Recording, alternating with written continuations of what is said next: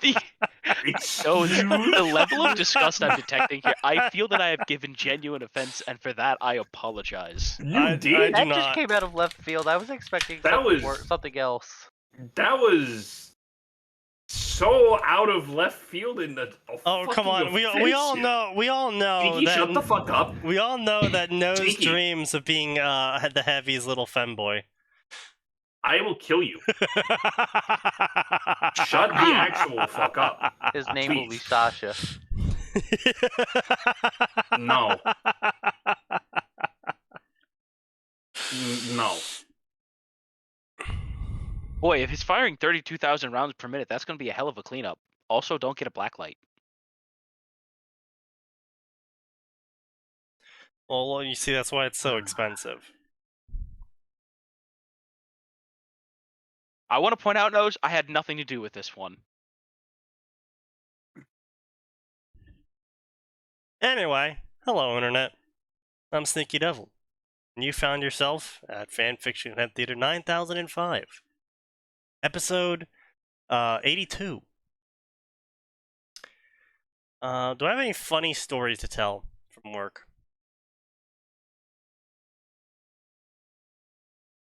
Not really. No. Alright, so let's get on with the show then. So Sign is going to painfully drop in and out as he continues to struggle with the idea of having a functional internet connection. Very unfortunate. Indeed. In the meanwhile, let's go to the Pokemon section. Pokemon crossover section. Oh no. Boy.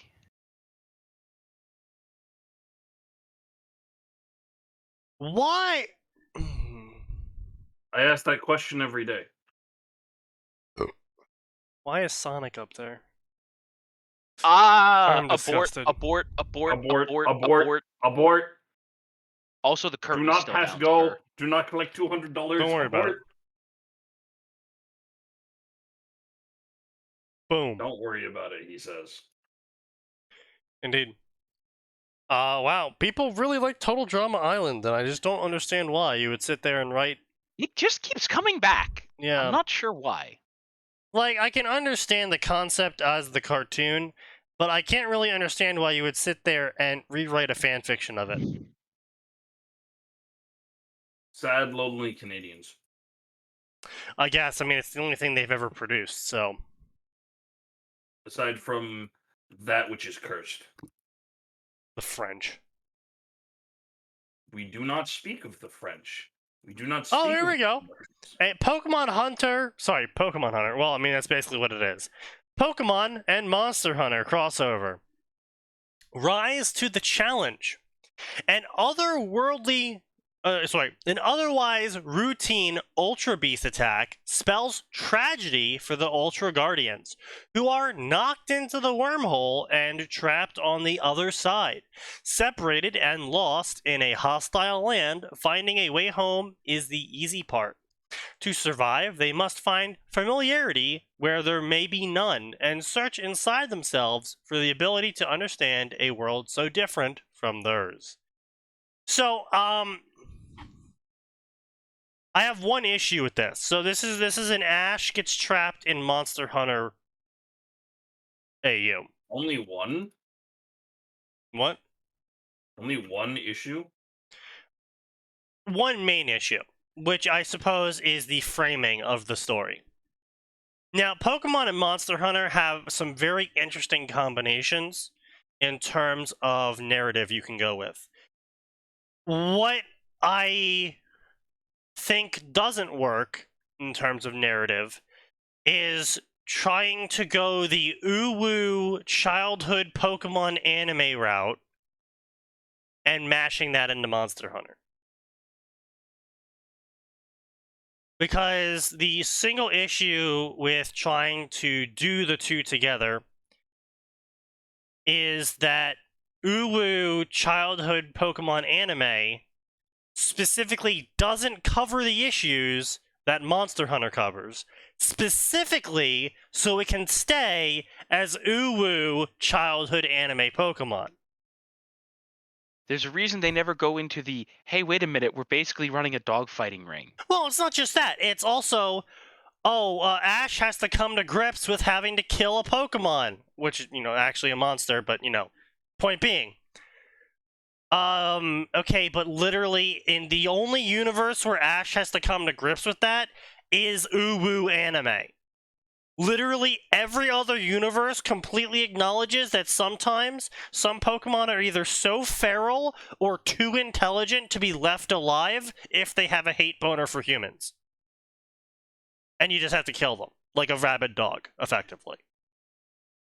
I want to point out, eventually someone had to do something about that Marowak that was just sitting in a tower murdering people who came to look at their Pokemon's ashes. Right, exactly. And that's my point, is literally the anime is the only one that goes around this whole idea. Hell, even the games acknowledged that Pokemon die.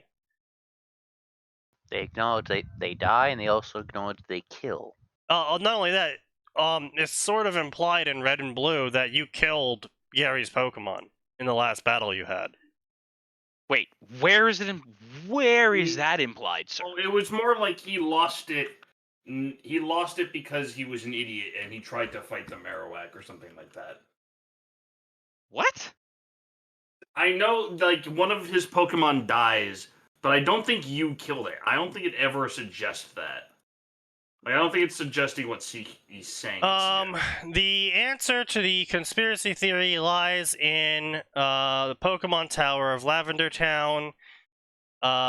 It's not clear at first why Gary is there. Some fans assume Gary's in the Pokemon Tower to visit the grave of his missing Pokemon, the Raticate that never appears again in the series. But if that's the case, how did the Raticate die? According to the most popular theory, Raticate was hurt badly in the battle aboard the player on the SS Anne. Because of the confusion on board of the ship, Gary wasn't able to get to a Pokemon Center fast enough due to the hijacking to heal Raticate, which resulted in the rodent's death. In fact, some fans claim that when Gary meets the player in Pokemon Tower, Gary asks, "Do you know what it's like to have a Pokemon die?" So how about it? That's bullshit. Yeah. That's just a fucking conspiracy theory, dude. It's Like, the most that popular line. theory. Continue. Yes. Did Gary's Raticate really die as a result of a particularly rough battle? Again, there's no easy answer, but it's not very likely. For one thing, Gary never asks the player if what it's like to have a Pokemon die. Instead, he asks, "What are you doing here? Your Pokemon doesn't look dead." And then he goes on to say, "Oh, I can at least make them faint. Let's go." There's a bit of casual banter for a kid with a dead Pokemon, especially if he's supposedly phasing the person responsible for the death of his pet. Fair enough. But by contrast, some of the other mourners in the Pokemon Tower mention their dead Pokemon by name. Moreover, when you beat Gary, he admits he actually came to the tower to catch a Cubone and the Marowak. However you look at it, there's little indication that Gary is in the Pokemon Tower to visit the grave of his Raticate. Fair enough. Admittedly, none of this explains why Raticate is no longer in his roster. I mean, Gary's also shown to be a dick. He might have just gone, damn, Raticate sucks ass, and gotten rid of it. Except Raticate's like fucking beast. Yeah, he's Hyperfang. beast in the original, yeah. Hyperfang is beast mode. Okay, but Gary's stupid. Yeah. Actually, he's not. He beat the Elite Four before you did. We are literal children that are beating the Elite Four. They can't be that smart, Sneaky. I mean, I don't know, man. I'm pretty sure a kid with a nuclear weapon is still a kid with a nuclear weapon. Okay, but Gary didn't have nuclear weapons. Yeah, but he's got these guns. Boo. I'm sorry. I can just see Gary pulling out a fucking, just walking in with a 9mm. Rattle 'em, boys! Grrr! Gary walks in with an UMP-45. So I'm the Pokemon champion now, right? Yeah, sure, kid. Anyway. Whatever you Point say, being, kid. Lavender Town exists, Pokemon die. In the anime, they brush it off by making the whole thing a comedy scene.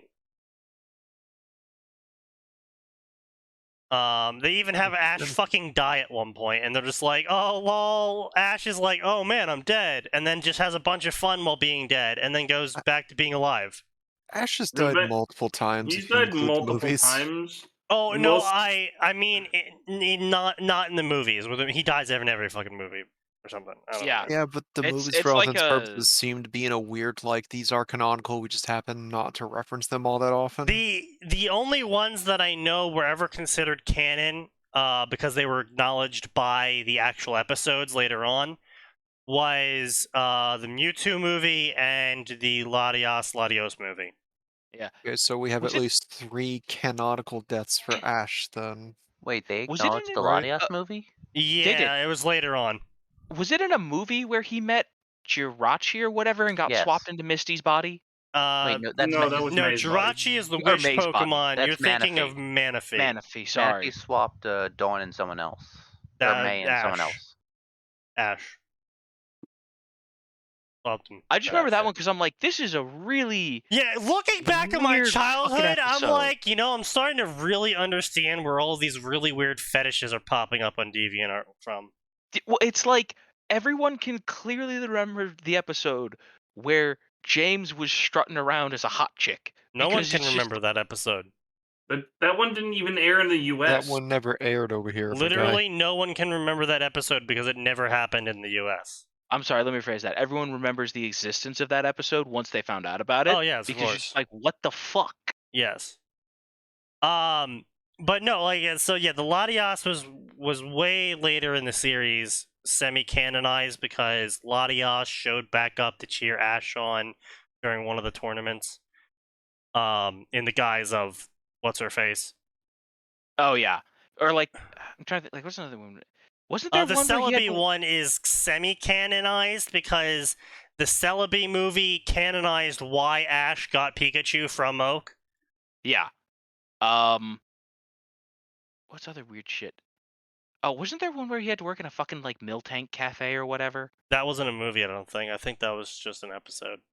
It might have been an Yeah, episode. Pokemon? It was an episode because I was channel flipping one day. Yeah. Why do I see Pikachu in a sailor costume? That's happened a couple times. That's something cosplay. That's true. But anyway, Doesn't point make it less being, weird, boys. point being is that the anime is basically the only one that ever maneuvers its way around death occurring.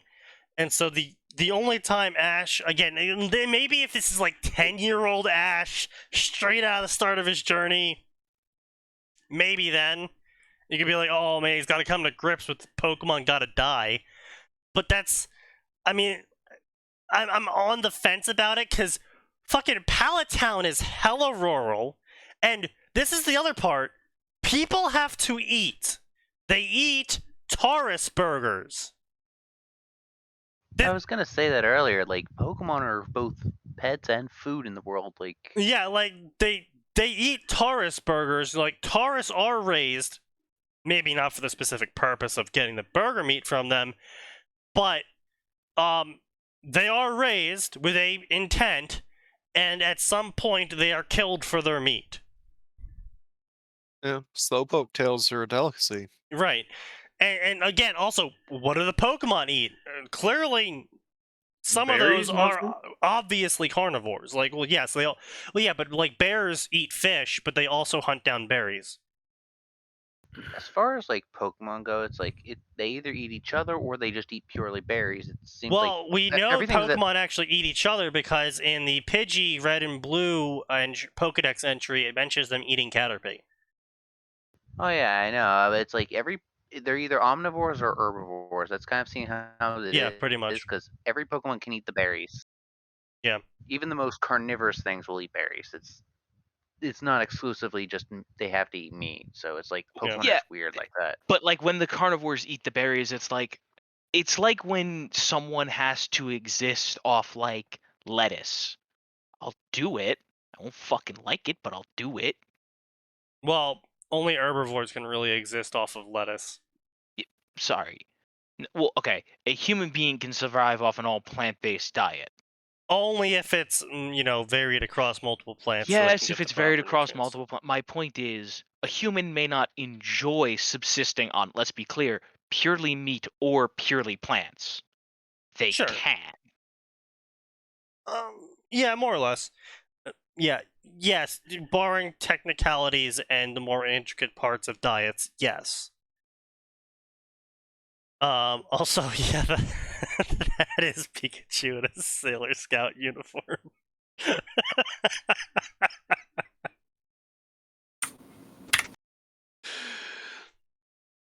But yeah, anyways, point being, so Pokemon have to eat food. People have to eat food. And, of course, obviously, not every Pokemon is going to be some ooh-woo, I won't kill humans no matter what, even if I hate them sort of creature, because some of them are intelligent. I'm not saying all of them have to be, but some of them are intelligent, and some of them might hold a fucking grudge. Some of them might want to go and act on that grudge. And, humans can't shoot laser beams. Yet. Pokemon can. So, that grudge is going to be pretty easy to enact upon humans, barring other Pokemon intervening.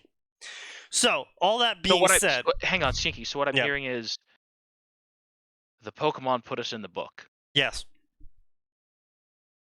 You know, I gotta say, the Dwarven Grudge book would probably be a lot less full if the dwarves had fucking laser beams.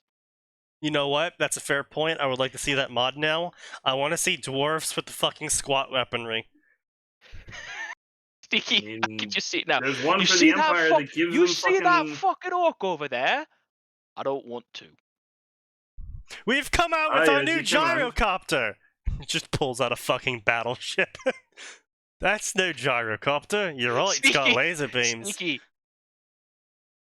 Space Battleship Yamato, Dwarf Edition. Right, exactly. Just like, alright, orc encampment, fire!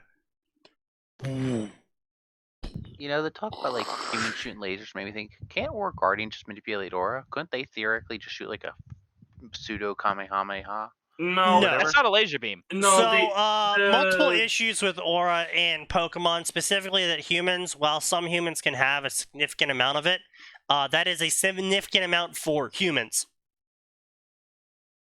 That is not a significant amount for Pokemon. In fact, only the legendary people themselves could even spar with their Pokemon. Not And even actually somewhere fight. out there, there's a Russian Pokemon master that wrestles with his Pokemon. It's Isn't a that Russian Bruno? Pokemon master, and he wrestles with his Ursa-rings.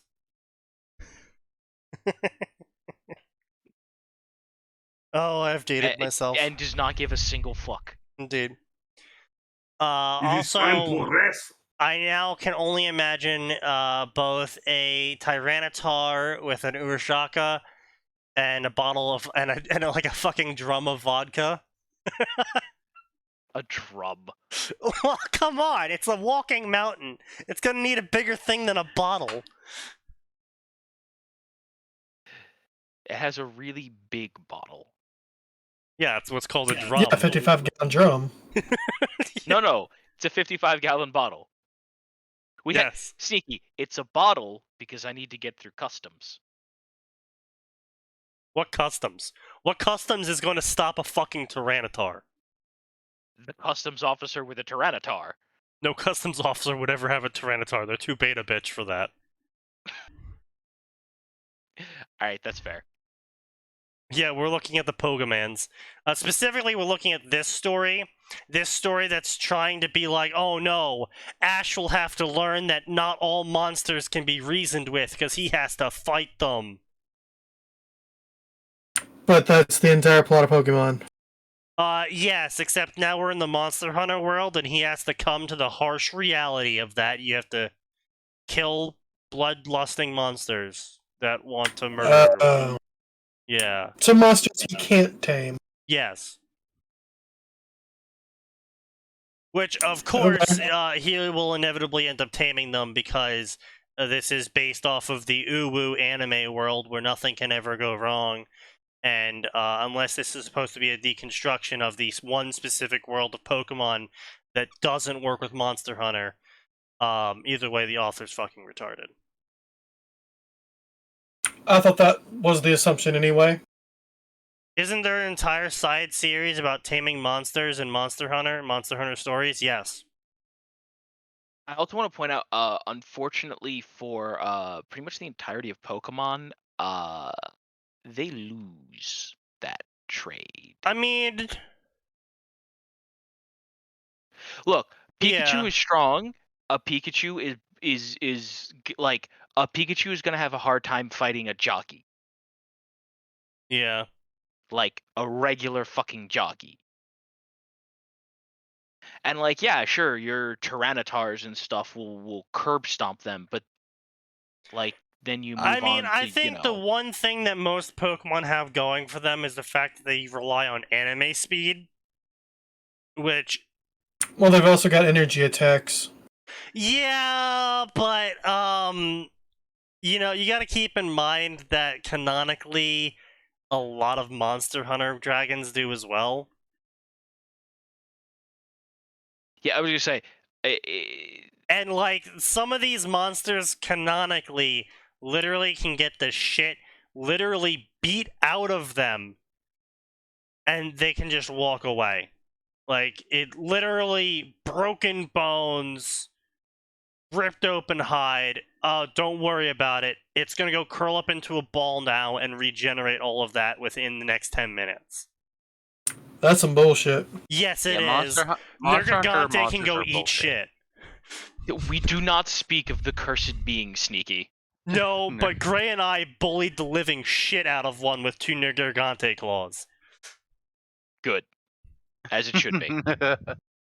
As it should be. I'm beating you up with your friend. But yeah, Monster Hunter monsters are just weird, and like it's really hard to attribute any logic with fighting them just because of game Like the aspects. Great Jaggerus is literally just a giant iguana. Yeah, It And yet it it can doesn't take have a decent energy hunk. attacks, and yeah, it can take a beating. But it doesn't have energy attacks. It doesn't have laser beams. It's pretty slow, all things considered. Like a normal athletic human is capable of dodging one.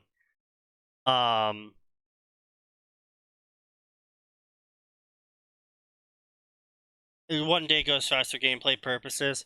Yeah, but you got to keep in mind specifically the Nergigante will grow its armored plates again in the middle of combat with you.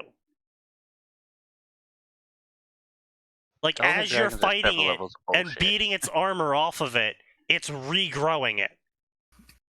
Stronger in some I hate cases, that right? game. Elder Dragons are freak of nature in Nexus. The Nergigante is an Elder Dragon, though. They're just built different. Yes, I mean you're not wrong, but that's not my point, though. My point is that Pokemon, by being sourced from anime, doesn't make them stronger than everything from Monster Hunter by just a basis. It's just because Pikachu can shoot lightning so powerful it's capable of electrifying rock, doesn't mean that a Kirin can't come out of fucking nowhere and send it home in a coffin. One of the things I kind of like, I think I've seen like a 1 or 2 fic where monsters evolve. It's like there's a level duality that where Pokemon do all these sorts of attacks, all sorts of things, and yet they're not really lethal. They're not doing like super harm. Yet when Monster Hunter gets involved, it goes up to like a whole new level As of it should. lethality and what. Yeah, I Okay, know, so- but it's just kind of like they have to juggle that kind of balance. Like, why didn't all these Pokemon attacks cut? Yada yada. Yeah, but that they did sort of explain that away in Pokemon by saying that Pokemon subconsciously use aura for attacking and defending, and that's why Charizard is able to get away with roasting Ash's face with fire, but not actually killing him, and also at the same time being able to melt rock with it. Fair. It's comedy fire. And also on top of that, explain that one. getting hit with cut doesn't mean that the like it's sort of again there's like a Ruby-ish scenario of yes, your cut energy attack. Like again, you gotta keep in mind that cut doesn't mean you actually like took out a claw and pierced their flesh and dragged it across them. You hit them with an energy attack from your claw, which is then deflected by the energy inside the Pokemon, which is why when a Pokemon takes too much damage, they faint because they ran out of energy, not because they are like bleeding out from the neck, which obviously bleeding out from the neck would make you lose a significant amount of energy, but, you know, all squares are rectangles, not all rectangles are squares. Oh my god, that does sound like Aura from Ruby. Yes. Yeah. Where do you think Monty got it? I don't know, maybe I'd given him some credit for having some kind of an original idea. No, I guess it was my mistake. No, he literally, all of his fight scenes that he does, everything that he's ever done, he has just been very open about it, that he just straight up looks at an anime or looks at a game that he enjoyed and goes, okay, how can I reanimate that scene with my stuff? How can I take that idea and put it into my stuff? Fair enough. Which, yeah, I mean, fair enough. If you do it right, then it's still cool. His choreography is amazing. Yeah, well, His rule of cool Yeah. is his choreography style. Which is unfortunate because he was trying to tell a narrative story. Yeah, He had and an well, interesting world setup. We've talked about this before. Yeah. We're never gonna know. We're never gonna know what he actually wanted for Ruby after Volume 5 because they rewrote everything from the ground up. You mean 'Cause shit they wanted all to over? subvert expectations. We have to subvert the expectations. Speaking of subverting expectations, did you guys ever like keep up to date on Doctor Who? And that lore? God no. So I gave the newest Doctor 2 episodes, Yeah. 3 episodes, That was a and it's like, okay, mistake. first episode was okay, yeah. and then it all went downhill. I'm like, you know Apparently what? they're bringing David That's Tennant different. back. Of course, they are. Bullshit. He was the only one of the. He was one of the better doctors. Yeah. You How are see, they gonna bring him back? she just regenerates into him. No. One of the hard and fast rules is a Nope, that rule- regeneration no. is just that. No, That's see, that rule's been changed now because we have a female lead. I'm, So This the is scene- some fucking bullshit. I'm not even kidding. So basically, how it went is around the time of either the end of was it the 12th Doctor or in the start of Jodie. It might have been. Capaldi. It might have been the start of the 13th Doctor. So basically, what happened is that they retconned who Doctor Who was. So Doctor Who is no longer that one guy that started off, Walter whatever. Doctor Who is actually a black woman from an alternative dimension. What? Yes. Oh yeah, What? I saw that change, and I believe everyone had anyone who was a Doctor Who fan for longer than that particular Doctor's show started was like, wow, you are going to be retconning so much stuff because Literally all of the lore woke thrown out the window. points. Yeah, because actually, Doctor Who is a black woman who was experimented on by by a white woman, who then stole the regeneration factor from Doctor Who and gave it to all of the Gallifreyans, who were natives. But that's literally not what happened. Oh my fuck. It's the dumbest shit ever. Is like, oh, well, they're the indigenous people. It's like, yeah, dumb motherfucker. We're talking about the scale of worlds here. I'm a fucking indigenous person according to that scale. This hurts my brain. I posted the clip in Western Gas of the regeneration thing. Yeah, It's so it- stupid. Oh, I mean, God. I don't know But if I yeah, want to watch anyway, this. so basically, and the big subverting expectations here is that it made everyone originally think of, oh, the first Doctor was actually this white woman who stole it from everyone or something then. No, actually, it's the black child she stole it from that was actually the real Doctor Who all along. Okay, so they're bringing back Tennant so they can try to resurrect this corpse they've been fucking for the past. No! They're bringing Have you- back Tennant so they can build hype back up so they can switch to the black guy. Yeah, that's what it sounds like. Yep, he's only staying for like a season or half a season or something like that, and then they're going to switch over to the black guy. Really. Yeah. They've already got the black guy picked out. Oh yeah. Also, the black guy's newest sidekick is going to be a trans woman played by a trans woman who's also black and gay. Also, the Doctor's now gay. And he's sexier than before. No. Of course. No, there's a reason I stopped watching it in the middle of fucking Capaldi's shit. Yeah. When they started begging, please, oh please, give this a chance. They had to get Matt Smith to come back. Please give this guy a chance. Breaking character completely. I'm fucking done. I literally stopped. The second Tenet left, I was like, Doctor Who is no longer interesting to me. Okay, no, Smith was good. Smith had some really good stuff. Yeah, he really did. And Smith was arguably like an interesting iteration of the Doctor. It's like, okay, we're going back to when violence is now an acceptable answer. It's just not the first answer.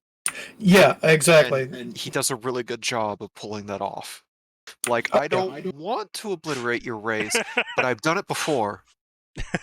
I can do it again. That's a pretty Would good you like meme, Matt. to apply diplomacy? No. Well, I tried. That's a pretty good meme, Matt. Exactly. If I had a nickel for every time an Avatar movie came out, a Modern Warfare 2 game came out, and a global recession happened at the same time, I would have 2 nickels, which isn't a lot, but it's weird that it happened twice. Yeah, that's definitely a set of coincidences. Yeah. And then like they fucking used that David Tennant's music from the fucking that one scene where they were all singing and the sun was eating him. Oh no, they're bringing that back? Yeah. Damn it. Yeah, it's just Doctor Who's just a big ball of disappointment these days. Yeah. I mean, everyone, they had a good way to end it with both Tennant and Smith. But no, they chose gotta not milk to. the series. Yep. And here's the thing, Yep. I kind of, what was it, Capaldi? Yes. Is that the next actor? I Capaldi. kind of like some of his stuff. Yeah, he had a few good episodes. Not a lot of it. It's not his fault they gave him a shit script. Oh Well, my and god, that script is so fucking bad. I Is like the future gonna be all female? I can only hope it will be. Yeah, all of that shit you could tell they Yeah. just started going completely for the woke and fuck the plot immediately after Smith. I mean, here's the thing. It was a cool idea of like, this is the last iteration of the Doctor. He's tired. He's done. He just wants to be left the fuck alone. And then they don't get that, and then they kickstart yet another Doctor, and it's like, why? Okay, even getting more regenerations was actually, okay, that was great. It's what you did after that just, you completely shit all over it. It's awful now. Yeah. Yeah. Yeah. I mentioned I tried giving it a few episodes. I think I've actually watched like maybe 3/4 of the episodes they had for that first season. I didn't retain much of it aside from the one where they show up in time for Rosa Parks. Oh, And I'm like, yes. okay, I am not against you guys doing this. I'm against the way you're handling it and not giving it the kind of weight I think this actually would deserve. Yeah. Like, and they do the final scene is when like one of the big moments in civil rights history occurred here in the States where she says, I'm not getting off out of this seat. And they just start singing a song over it in slow motion. I'm like, you should have left this undone and just let the silence and the acting speak for you know itself. what? Speaking of amazing narrative structure, gonna have to give a big handout. I'm gonna call up some ancient Tumblr posts that pointed this out, but they were good Tumblr Oh posts. god. So everyone's got to give a big hand to Disney. What'd They do now. No. This is a good thing. So way back in the day when Disney was making all of those animated movies, Mulan and The good shit. all of the good shit, yeah. So Mulan is, obviously about a girl who wants to join the army and take the place of her father because she's worried about her father's health, and so she pretends to be a man. And they sing all these songs. I'm gonna make a man out of you, a girl worth dying for, Love that etc. song. Right. But someone pointed this out, and I still think to this day this is a very, very good point about how to do narrative storytelling, even if the audience is, not obviously not going to pick up on it most of the time, because it subconsciously just makes it a very potent story. They're singing A Girl Worth Dying For when they first finally stumble upon the destructions caused by the Huns. And from there on, for the rest of the movie, there's not a single musical number. And on top of that, the entire genre of the movie shifts to completely fuse in the reality of the Huns and what they did to China into the movie in its storytelling. Shit. Yeah, Okay. when you think about it like that, it's kind of fucked up what happened to that movie. Yeah. Yeah. What do you mean when you think about it? It's very clear. Even as a kid, you're like, this is messed up. Yeah, Why and would like people do I that? that's never what I'm noticed saying. until I pointed it out. Subconsciously, you as a child never really picked up on that, but you did pick up on the massive mood change in the movie. Yeah. I mean, Yeah, it's the speak for yourself. As a kid, I was like, "Wait, what the fuck? This is not okay." Shit just got real. No, Yeah. I'm talking about how you didn't, probably as a kid, you didn't notice that they stopped singing for the rest of the entire movie. No, you're right. I probably didn't notice that. I can't Yeah. say one way or another, but I can tell you that like young Aden was like, "This is." Oh yeah, no, definitely. You're like, oh shit, this is fucked up. What the hell? But that's sort of my point. Is like that sort of narrative storytelling, that is top tier shit, and they just don't do that anymore. They think, oh, just throw this big fancy song in there, and make the music swell, and then everyone just claps because that's what they're supposed to do. Like no one knows why they clap. No one knows why you're supposed to put the music in there and make the music like it is. They just know you put the music in and then everyone claps. And everyone knows you hear that music and you're supposed to clap. Like a fucking seal. Yeah. It's training. That is a very interesting, like, because that's another. I've talked like I like Ruby's songs more than the story at this point because the songs are just a story. The Yeah. ones with lyrics in them, they tell a far more interesting story than anything Miles and Carrie can crap out. A lot of them are really great. Like all of Weiss's songs are a fantastic character arc when you line them all up together. Rubies are basically my mom died and I'm trying to get over it. Yeah. Ruby's provides background as to why she is the way she is in terms of her hero worship. Right. Other than that, Blake's they're really good, but they're also really bad in the fact that it's a case of oh, woe is me, I did a bad thing, and I'm not gonna learn from the lesson. Well, that's because no, Blake's Blake went from being like, I'm trying to fight injustice that other people don't see because I experience it, to oh, woe is me. Like, this isn't the character progression we should have seen. I'm sorry. Right. It's you guys just said the word character progression and Blake, and my mind immediately went to Ice Queendom and what the joke would be in an Ice Queendom Abridged, where they find out they have to fight Weiss, and they get into the fucking House of Misfits, and they have all the grim faunus around. And my brain just immediately was like, and then Yang would say, hey, Blake, it's time to fight racism with racism. Are you ready to be a terrorist again? No, Yang's not the one that does that. Blake turns to Yang and says, I have an idea. Bear with me. Oh, what if I decided to be incredibly racist? It's like, oh Jesus Christ, how is this starting off the idea? She's going Ice Super Queendom Saiyan. was great, and Yang's stories are interesting for the songs too, because we go from the confident facade that she puts on, and then it proceeds into like actually she's kind of broken herself in a different way, and she couldn't let herself deal with some of this stuff until recently.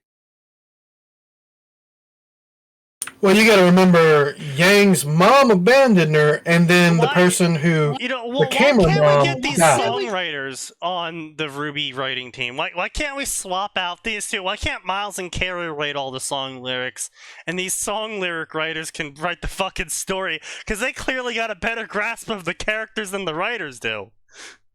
I'm not sure how good they'll copied be. anime songs. Yeah, we don't really know how good they're gonna be at swapping roles like that. Well, they They're can't gonna be be worse. awful. That's true. They it could can't be worse. worse, but there's always that slim chance. Don't lie, it can always be worse. No, it really can't. The main cast is gay, and they have to go fight off a villain they created. I don't see literally how this story could get any worse. Well, I mean, okay, they already beat the villain they created, who wasn't even a villain. But the Rooster Teeth staff said he was, so now he is. It's literally the motto of Fanfiction, Contempt, Theater 9000, Sneaky. Fuck you, Moth!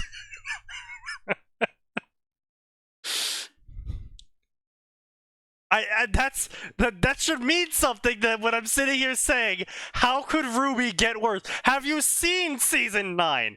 How could it get worse? we haven't seen season 9 yet. No, we've seen because we've seen the teaser trailers and shit. Yeah, I know, but it can always get worse from that. How can it get worse? They're literally in a fantasy land with talking mice. Because the teasers they've been showing are just for the first episode, Sneaky. It gets worse. They still have at least 8 more to go. Where's the downward trajectory, though? Like, if they just fucking pull out of their ass, oh, by the way, they're all in a fucking coma, and then they wake up, that would make for a better story. I literally cannot conceive of a way for them to make this story worse at this point. They pick up the shovel and start digging. Sneaky, would you accept it? We are literally at molten core status. Would you accept it if they were all in a coma due to the Silver Eyes working like the infinite Tsukuyomi? Sure. Still sounds like a better fucking story. Actually, everything past season 3 was a giant drug trip brought on by the Silver Eyes activating when it hit the dragon in Ruby's uncontrolled state, and they were all turned into statues until just now. You know, there's 2 endings that I would allow to be just all a dream. One is that, and the other one is the end times. Paradigm. Both of those. As long as you back it up and undo Pyrrha dying, it's alright by me. Who dying? Sorry? Pyrrha. Oh. Did you say undo or redo? Undo. Pyrrha's actually stuck in a time loop of eternal death. Counterpoint to that sign. Like, I, like many people, did not like that. She can't be ruined if she's dead. Counterpoint, big titty redhead. Counterpoint, her name is Pyrrhic Victory. I know. Believe me, I know. I mean, you could kill her off at the end of the series if you really So, wanted to. no, see, the point of Pyrrhic Victory is a victory earned through death, and you can't kill her off at the end of the series, because then that's just a victory. Well, no, it's a victory earned through death. She's fucking dead. No. Actually, it's a victory that comes at such a high cost that it wasn't worth it. It doesn't have to come through death. Any cost being too high is a Pyrrhic victory. Right, but the specific reference, and I'm assuming because they chose to use the Greek everything for this is they're specifically talking about Pyrrhus. Yes. Even though she's more like Achilles. They're also talking about Achilles, yes. Yes. Well, yeah, and all of that junk. So they died. It wasn't a Pyrrhic victory overall because literally only they died. In terms of cast, obviously Yeah, a bunch of also- nameless shadows died as well, but we don't care Yeah. about those because they don't have faces. I mean, also in the long run, that death didn't really achieve all that much. Yeah. So Like, we're not at the point where it's like, this didn't really achieve anything. All it did There's was still- galvanize the like team. the problem with Pyrrha's death in the way that it happened in season 3 is specifically that it didn't end in the one of two flavors of narrative arc. Either she has a narrative arc where she decides to meta-wise fight her fate as the Pyrrhic victory, or she does the Pyrrhic victory and it actually means something in her sacrifice. What we got was neither of those. Yeah, and Oh. I'm sure part of it was like, oh, well, it's supposed to be the thing to spur John on. It's like, except that he was going through the training already for like 3 volumes at this point. He didn't need any further spurring on. It's not the training and the physical spurring on he needed. It was the mental and emotional kick in the ass from his friend dying that he actually needed.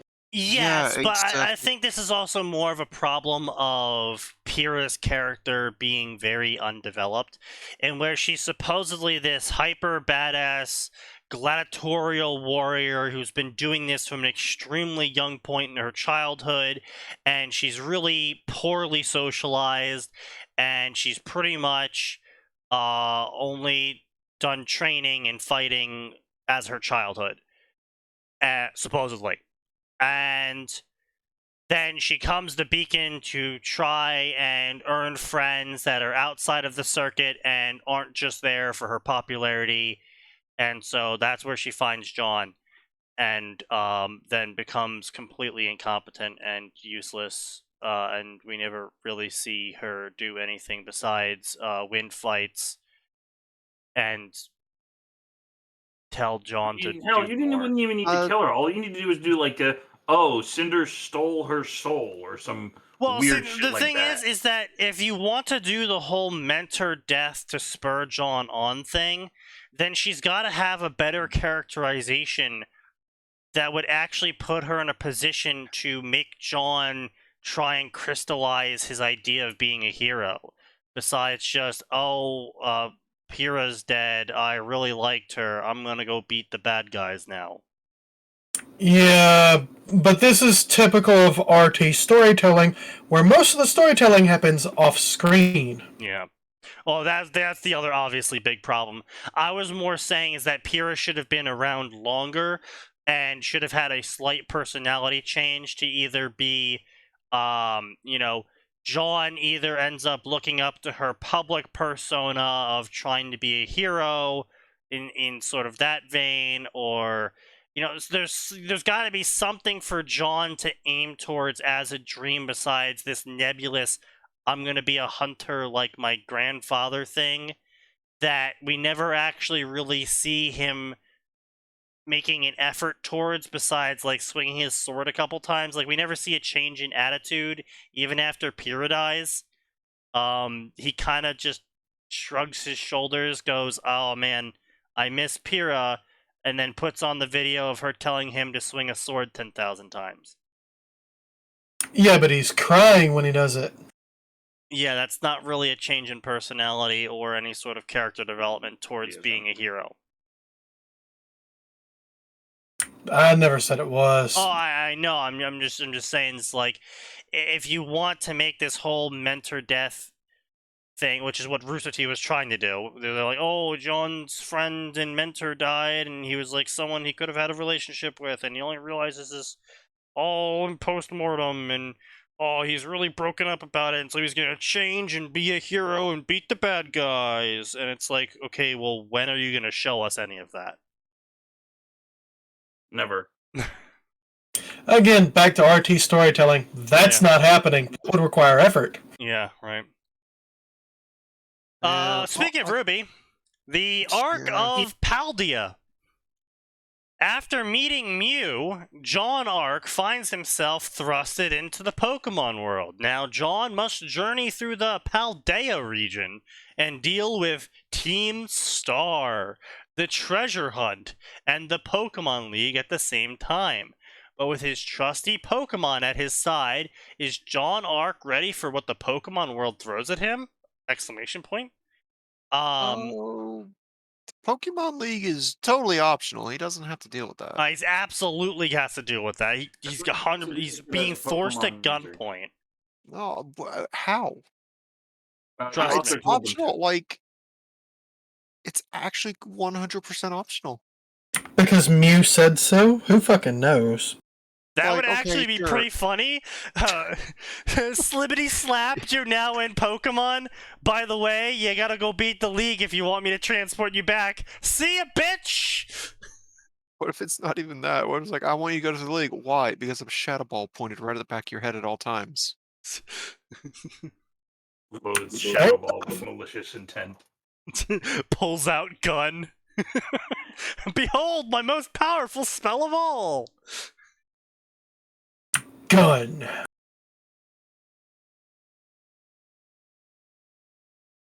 But no, really, I don't understand this.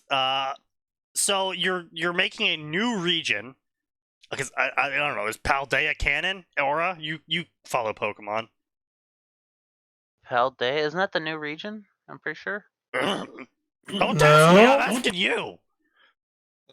Yeah, it's the setting of Yeah. Pokemon Scarlet and Violet, apparently. Oh, okay. So we're just gonna jump into a universe you have no idea about, with no idea about 90% of the Pokemon in it, and we're just gonna go into this.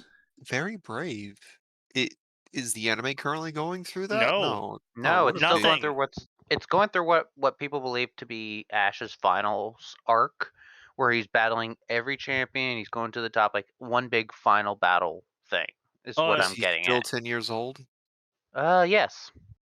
How? Don't Oh, worry Is about this it. child All traveled this is through a multiple regions? I don't remember the exact sourcing where I heard, but apparently all of Pokemon has effectively it was retconned in one of the seasons where he acknowledges he's 10 years old, and this is like several regions in. So all this has taken place canonically during what Pokemon identifies as a single year. But that's just not long ass possible. years. That's insane. Yeah, that's what I mean. It's stupid, but it's like You know, maybe Pokemon years are like actually 56 months long. Even then, there's so much material in there, plus the travel time required. No, it just doesn't work. Just don't think about it. The Pokemon team doesn't really know what they're doing. So what is it? Paldea supposed to be the final arc, or is Ash Paldea in is the... not. Paldea is literally non-existent by this point. Okay, They so bum rushed- so Pokemon's currently in the final arc. Okay. Yeah, like as far as I know, it's implied to be Ash's last season, and they skimmed through Galar, and they're doing this whole original tournament thing. Oh, so they're literally doing the fan fiction that everyone fucking came up with at some point, where all the champions fight in a super world tournament. Yes, something basically.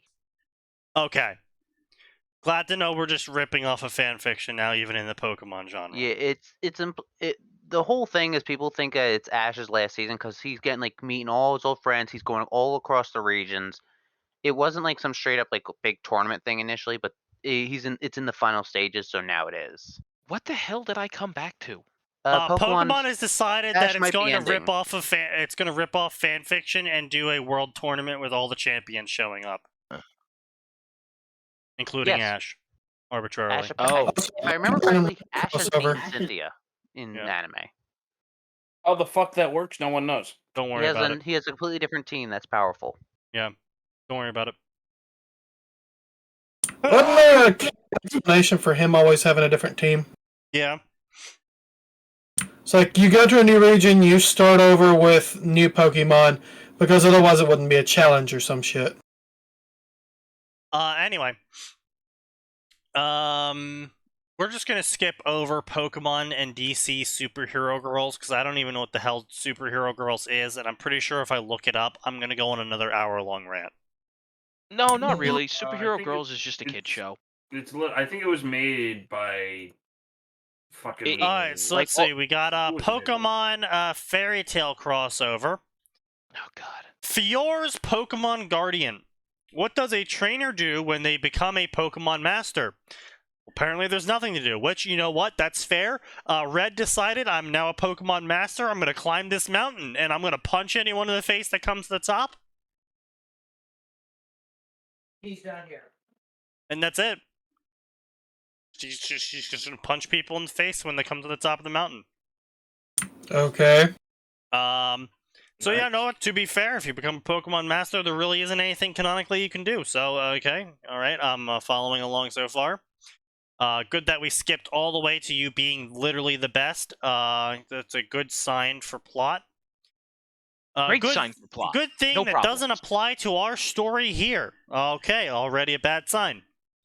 Join Jason J. Knox. Okay. On a brand new Pokemon journey with his team that involves action and comedy and question mark romance. And who knows what else will be there. I guess you'll just have to read my story to find out, eh? No. No. This is an No. OC harem story featuring Mira Jane and Lisana. And the OC. Delete yourself. Yes. This is clearly just a really poor fetish work. As most Pokemon stories are. I don't like those words. And yet they're true. Super Pokemon Odyssey. Ash and Pikachu must team up with Cappy and fly to Odyssey to rescue Serana from Bowser. What garbage did you just read? Did you just have a stroke? I feel like I did. I had a stroke. I feel like I received a stroke from reading that. I feel like everyone in this chat had a stroke. Everyone just had a simultaneous stroke hearing these words. We all No suddenly words. smelled toast. No words. Head empty. Windows error sound. Oh, God.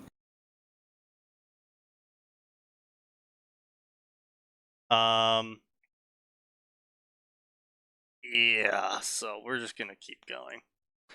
Something to call mine. Molly is a Pokemon trainer from the Galar region. Okay, so she's strapped, right? And is studying to become a Pokemon researcher under... Wait, is Galar America? I don't know. That's Britain. Oh, okay, so she's got a knife. No, knives have been binned. She doesn't have a knife. You're right. Hey, She's you know got what? a You know what else they don't have in Britain spoon. right now? A prime minister. She's got a shop. Oh, They also don't have a queen anymore. She's got a shank. From the Galar region and is studying to become a Pokemon researcher under Well, Professor Corgi. Burgundy, who had just opened a new Pokemon laboratory in West City. Oh. Together with her best friend, Hammerlock's gym leader, Raihan, she'll make new discoveries about herself and the Pokemon and the people around her. A Dragon Hammerlock? Ball Z Pokemon crossover fusion world in which Dragon Ball Z takes place in Galar. No. No. Kill it with fire. I simply refuse. I deny its existence. Oh my god, underplayed.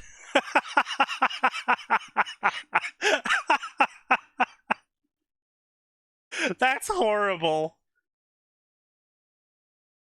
Almost as horrible as you subjecting us to this garbage. Pokemon Crossing, Fly Me to the Moon. Three 14-year-old boys receive their starter from Professor Tom Nook and travel to the that's a rat. Hoenn region. These children are about to become mafia workers. Right? To accomplish What? their goals, but trouble comes for the trio as tough battles and two new villainous teams are on the rise with an impending apocalypse. What? What's it a crossover of? It's a crossover of Pokemon and Animal Crossing. Animal Crossing. Animal Crossing. Okay. Yep.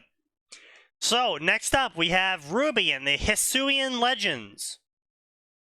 The fate of humans and Pokemon being partners are at stake. Ruby and Company.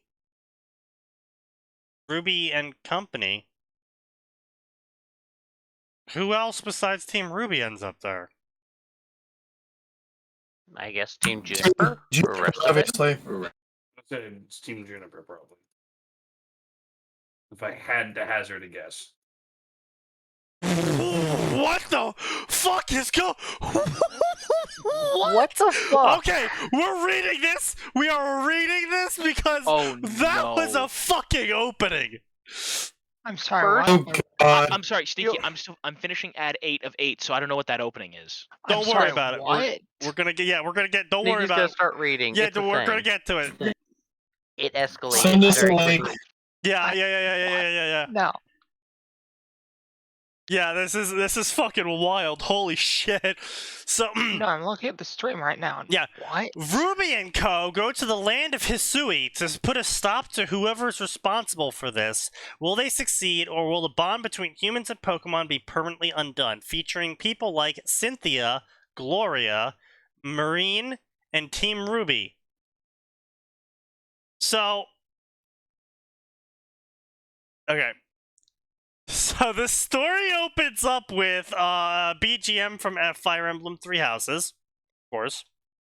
You fucking leave 3 houses out of this. Anya checked out Ruby's new rose arm. What happened to your arm? It's so sickly, I think. Oh, it's my new arm. I had a really bad fight with someone and had to get my arm amputated and replaced with a rose. What? No. Yeah. Anya frowned. Oh, that's so sad. Oh, it's not so bad. Ruby smiled as she put her hand out. A flower bloomed in the palm of her hand.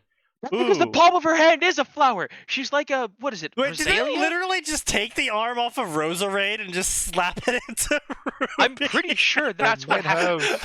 I think I know what's happened with it. I think she's using her semblance to form an arm somehow. That's all I can get of this. Okay. Maybe. Because it says rose arm. That's how, and she can turn herself into rose petals. That's the only Oh. logic I can assume.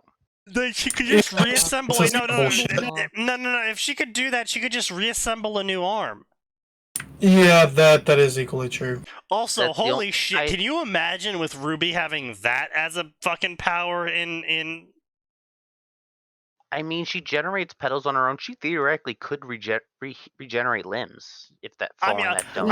okay, so I'm just saying. So I'm just saying. This is an idea for a Ruby alternative, right?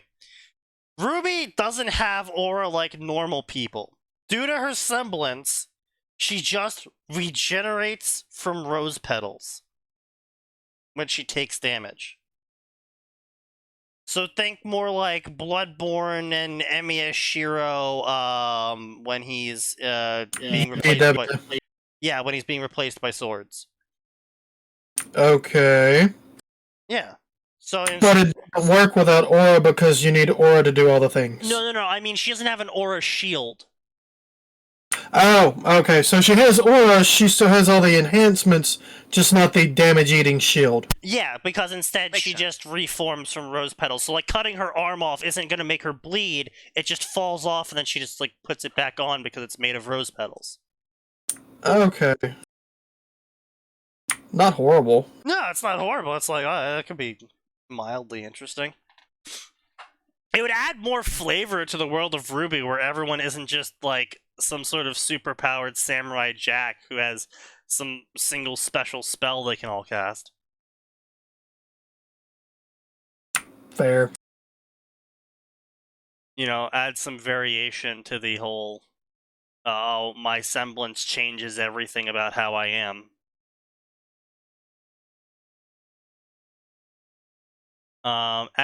What the fuck is that Sailor Moon CP crossover that was recently posted on Space Battles called Sailor and Vice City?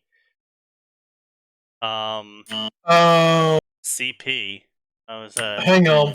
Wait, Cyberpunk? what did you just say? Cyberpunk. Sailor Moon Cyberpunk crossover called Sailor V in Vice City. I don't know, man. There. Yeah, Cyberpunk, that's what I thought.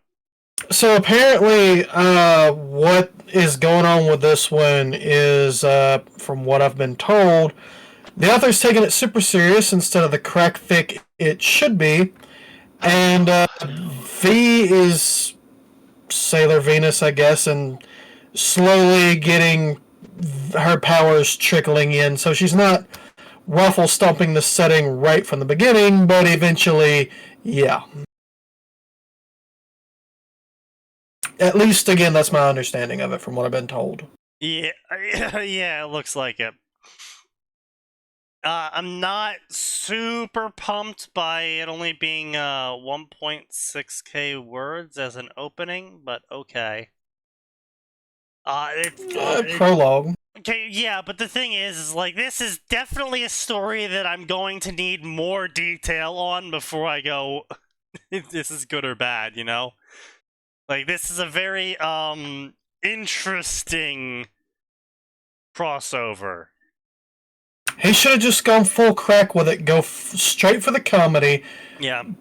Full Sailor Venus. Oh yeah, she's gonna do it for love and justice and smash Adam Smasher. Done.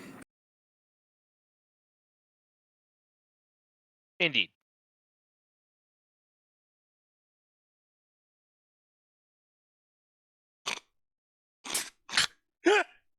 I'm sorry, I have to repost this. Do you have to? Yeah. He has to. It's a component.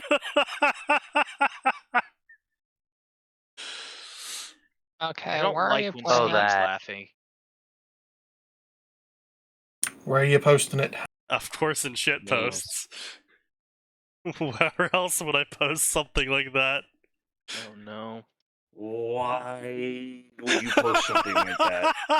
Makes me feel depressed. Well, so I'm waiting for it to load. What? What? What? I have to pressure. Oh wow. The absolute state of the modern world. Nope. Just move on. We're moving on. I can't. Anyway. Let me be real clear. You'll move on, or you'll be removed from chat. Ruby's rose That's simple. arm. There, now you look pretty as she placed the flower on Anya's head. Awesome. Look at me. I've grown a part of me and placed it in your hair. Is that not adorable? What? Yeah, the- yeah, what? I'm not too... I'm not too big Like- of a fan of this. Listen. When the druid crafts a flower from nothing. Okay, that's kind of cute. You've created this from a part of your body and Yeah. then placed it on me. I wish you to not. Yeah. Well, Okay, no, it's one thing if it's like, oh, you know, it's a Venusaur, or was it the Venusaur? Yeah, Venusaur. And it's like, oh, a flower blooms on them or something. They're like, oh, here, have the flower. It's like, oh, that's kind of cute. But that's like a semi-natural bloom. We're talking about Ruby artificially growing a rose out of her hand made of roses that she had to create out of her soul because she cut off her arm. Well, it's non-biological. It's not biologically generated. So I mean, it's clean. The cleanliness isn't the issue. Really not the issue.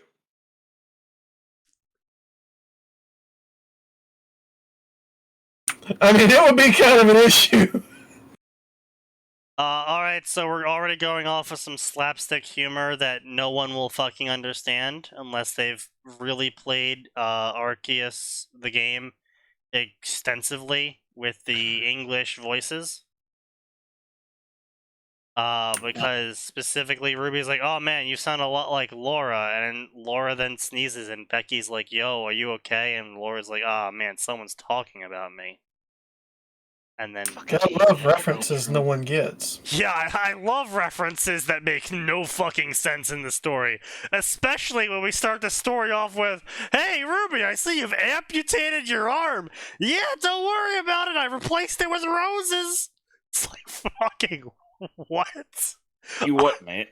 I'm already lost. I would appreciate you if we narrowed this topic back down to what the fuck?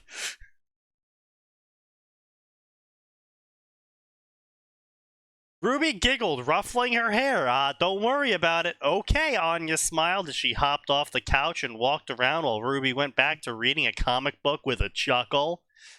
I must say, your cookies are incredible, Ozpin said. No, What? hang on a minute. What the How are fuck? you just noting how? Why is Osmond here? Also, how are you just noting this? Whatever. Fuck it.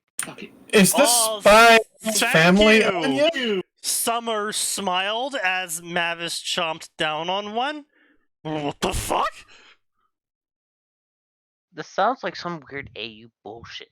This has gotta be AU bullshit. This 100% has to be AU bullshit. Of course it is. There is no way the entire cast of Ruby is just in Hisui. This is 100. This has gotta be some fucking retarded AU Fusion World horseshit. Yeah, that's what it looks like. Jesus Christ, and I thought fucking Sign here was ambitious with his projects.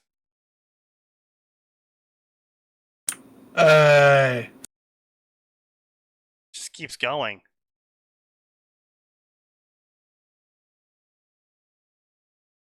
That's a lot of stories.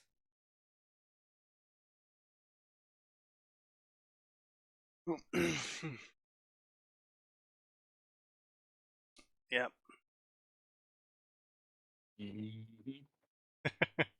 That is still a great line. Halo 2 had so many fucking great lines. The Halo series in general has very good lines until the Sir, fourth game. permission to leave the station. For what purpose, Master Chief? To give the Covenant back their bomb. Permission granted. Listen, nothing is ever going to beat two sticks in a... Like, listen, that's a great line. It's a great line. Honestly, everything by Johnson could be considered. Johnson an is just amazing great in general. Listen, whoever... line. Oh, great. Free food, pretty good.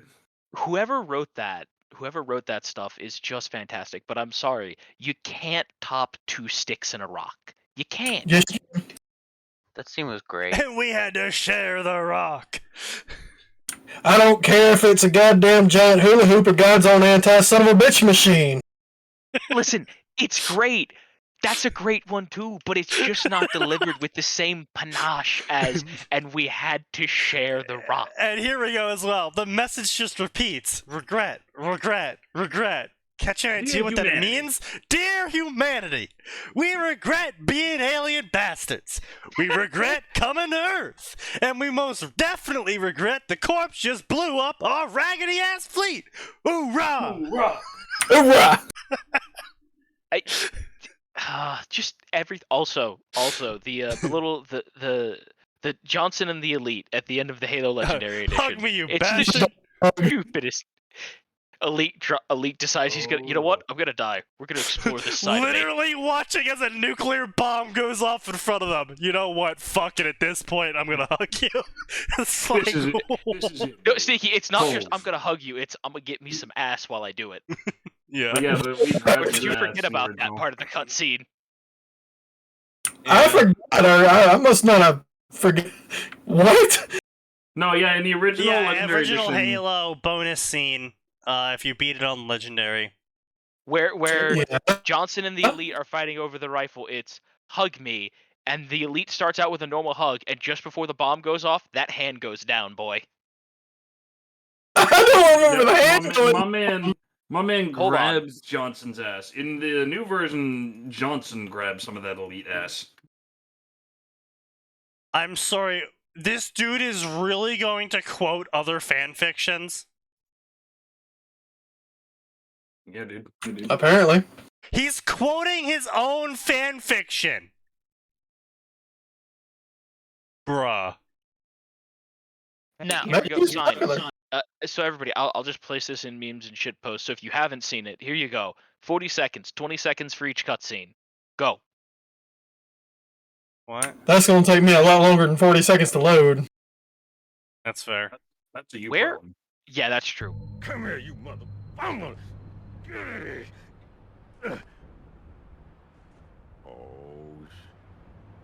Oh, shit. this is I it, baby. appreciate that they upgraded it to a general in CE. Yeah, he deliberately goes for the ass, okay. Both of them do. Oh my god, you're right. This is it, baby. Both of them. Also, the little touch at the end of CE. Oh,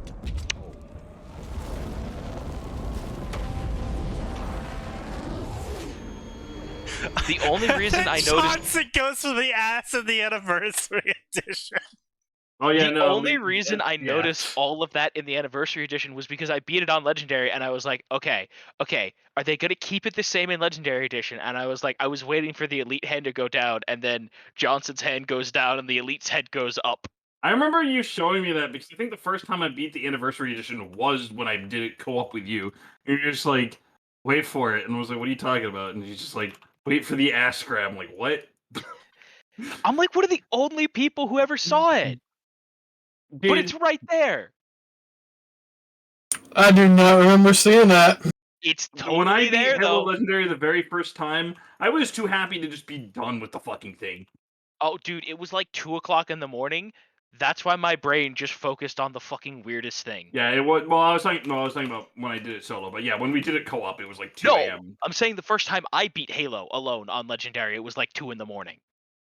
Dude, bro, I will never forget my Halo Legendary run when I was playing with Rob, and we were on the library, and we're like, well, wait, what happens if we just run?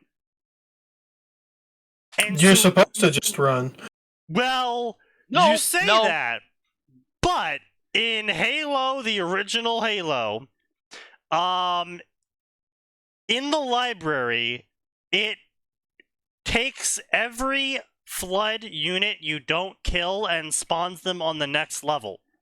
Yeah, It will continue to do you this. cannot. So Run. we literally ran until the last level, at which point the flood spawned, and we looked down at our compass, and it was just a solid block of red heading towards us. Which, And here's the we thing, were like, that's oh, such a great, shit. like, it's such a great gameplay decision. Like, because the best part about it is because it's right on a psychological level. If you decide to just blitz past, you're further incentivized to keep blitzing past because you're like, oh boy, I made the right decision just blitzing past in the first place because there's just more and more and more of them. Yeah. Except actually, if you kill them, they don't spawn. Well, we used the anchor method to do it and get through all of that shit without killing them. The anchor method? Yeah, you have. Alright, so you're doing multiplayer co-op, right? Have one person sit back, the other person runs ahead, and they're the. Oh, you did the little picture. Got it. Yes. Fucking coward. Kiss my ass. It worked.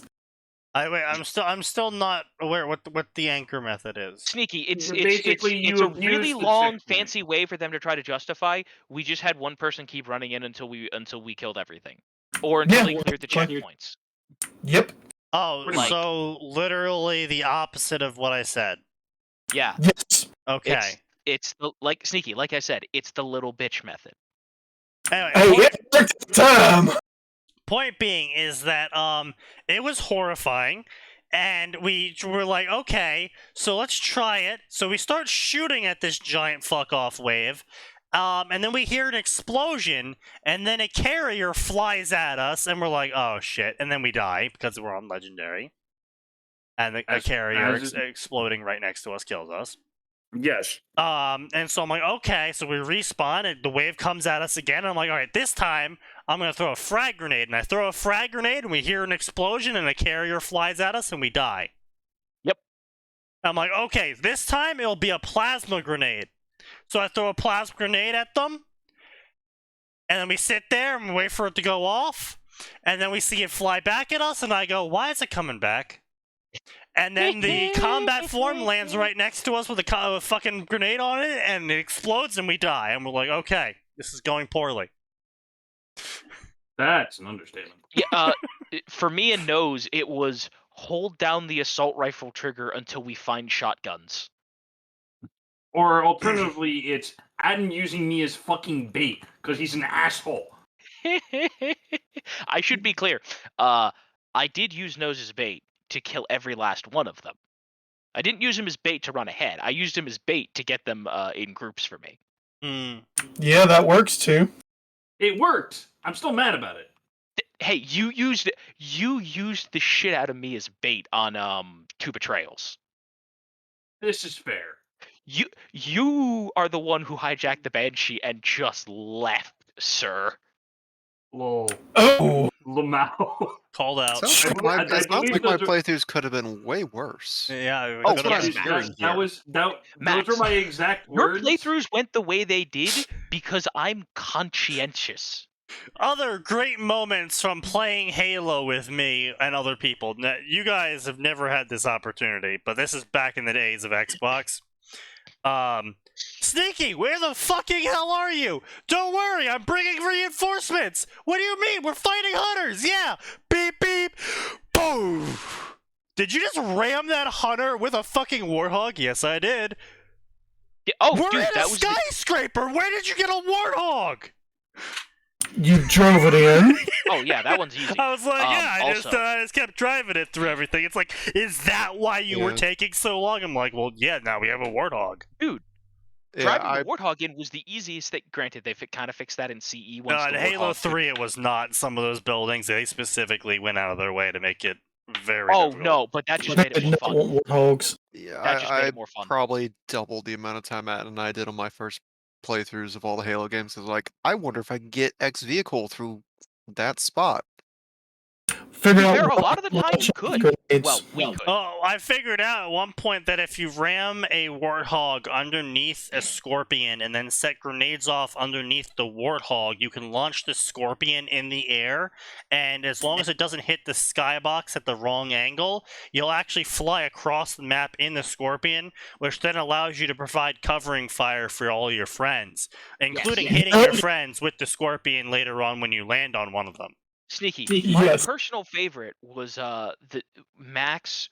Max, how long did we spend before the finale of ODST with the wrecked cars and that scorpion? Was it? I think it was 2 hours trying to get that tank over that barrier. Close to it. It granted it didn't do much because No, it did. We got to blow up the dropships. No, it didn't do much because we had to restart like 3 times because I kept Wow. clipping it in just the right spot for the scorpion to explode in our face. But we got it over there. When God, did this we guy play- writes which one- so many was it that it stories, came and over they're and we all played Halo? Was it, fucking like- terrible. I'm not surprised by this information, but holy shit. Also, yeah, confirmation that this Hisui Legend thing is in fact a Fusion World AU. Oh, yeah, okay, cool. You just looked at the author's page where they have 119 Also, Bleth stories. is here. Why is what? Byleth here? Byleth, Three Houses, main character. Why the fuck would they be here? Ruby I is know her who Blitz is, girlfriend. I'm just like, Why? Huh? Yes, It- this is an Edelgard player. So I guess I this don't know what speedrun surprises me style more: of- the fact that you tamed a Nergigante.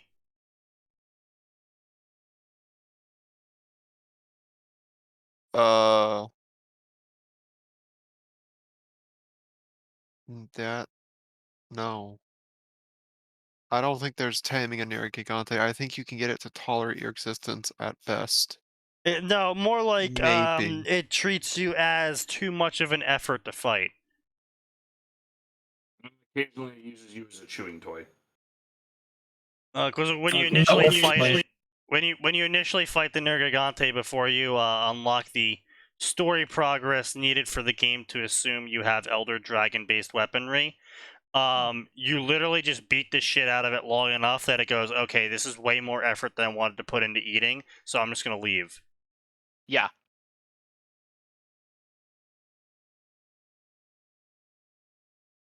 Truly, the life of a brave hunter in the world of Monster Hunter is difficult.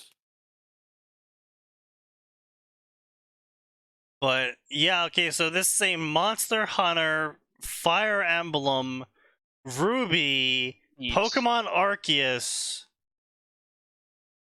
Fusion World.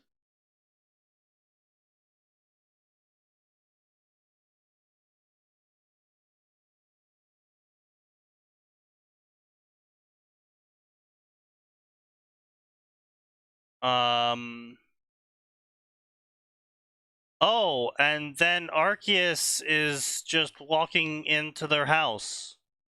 But he's stuck in the doorway. Isn't that funny? No. Yeah, absolutely. It's hilarious.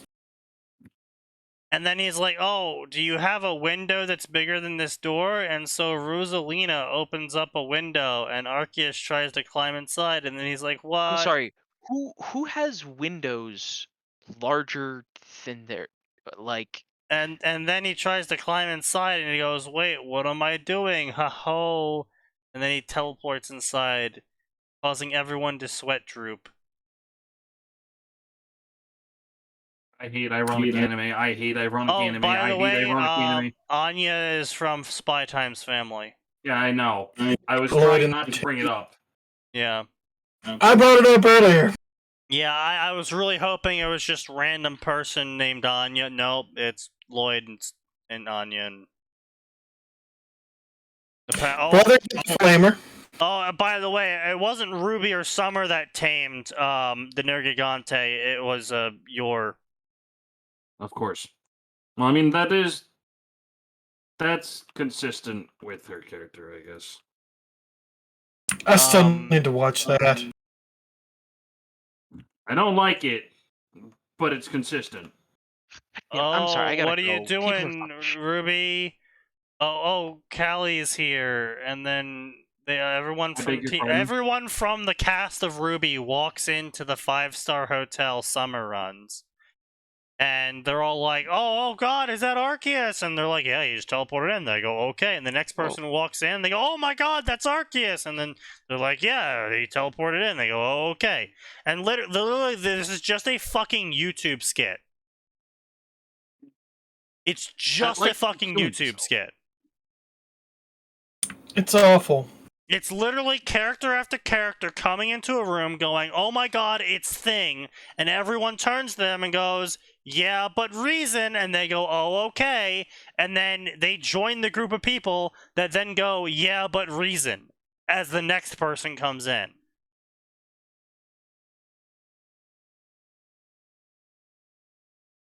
Creativity has died.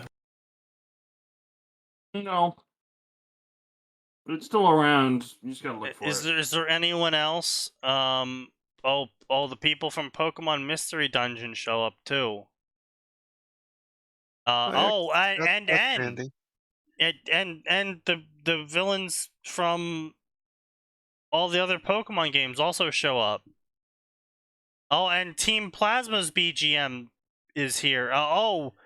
And Can we move on? all of Team Plasma actually also shows up Sneaky. to help Team Ruby.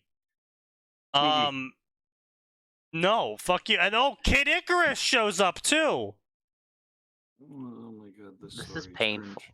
This is just cringe. This is just. It hurts my soul. And not in the fun way. Meanwhile, I'm in sorry, the there's a space-time fun way? dimension. Yes. Oh wow, English motherfucker, do you speak it? No. Wow. Oh wow, he's just doing all of the quotes. Say what again? I dare you. I double dare you. Motherfucker, say what one more goddamn time. So He shit that did makes it. no He did it. sense being Yeah, Yes, boys. literally makes no sense. Oh, Expecto Patronum. Oh, Harry Potter is also here, and Deadpool just showed up. Is Kramer here? Please tell me no. I really don't want Kramer to be there for no reason. Oh, and then Kramer showed up. Buzz Lightyear's also here. Oh, we're What? we're at Soup now, guys. We're looking for clothes at Soup.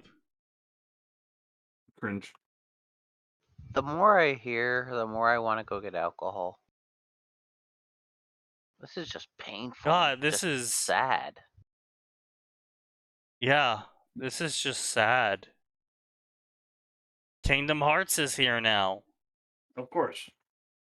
Like, bro, if you're gonna at least bring all these characters in, at least have some sort of justification. Like, all the realities crash together. Something. At least put in Just some reasons. No, because This that would might be be hard. like a continuation or something. Like, it just aggravates me because like I see shit like this, I'm like, bro, I want actual good shit like this. If you're gonna make a world fusion, at least try to make it work together.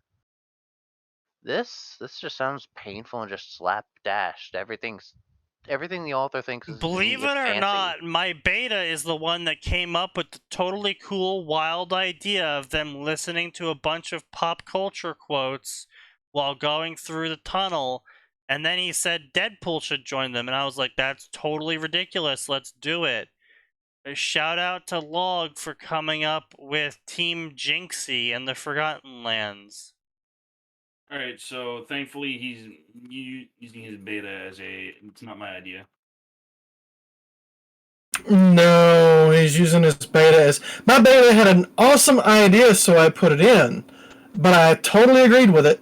Yeah, I totally agreed with his totally awesome idea, guys. Isn't it so awesome? And everyone looks at it and goes, no. Isn't it funny? It's funny, right? Laugh, haha. I did all the quote. Like, see, this is great because this is just going full circle with this fucking podcast. Brings me back to what I was talking about at the start. The author put all of the big, funny, memorable quotes into his story and then was like, hey guys, look, I put all the big, funny, memorable quotes into my story. Do the thing you're supposed to do when you hear these quotes. Because that's what you do. It's like you hear those words and you go, it's the big funny. Applause, please. No. Mine says applause, now applause. Yeah. What do you mean you're not going to applause and say it's the big funny? I did the big funny words. I said them all. Why aren't you laughing? Not Why enough aren't you laughing? words. Says man who does not have a single funny thing to say. Monster Girl Quest Evolution. No. Oh no. That's No. a lot of Vaporeons. No. Sneaky, no. Do not pass go. There's 133,000 words. Oh. Oh god. I heard MGQ. Do it. No. No. That would get us banned. Unsurprisingly, it's a web novel story. Oh. So it's porn. Yes. It's MGQ. Of course it's porn. Porn and rape. Is it possible Yes. to write a safer one? Usually has the second part a lot more. MGQ story? Technically yes. From what little I know of the setting, most of the sex is generally the rape.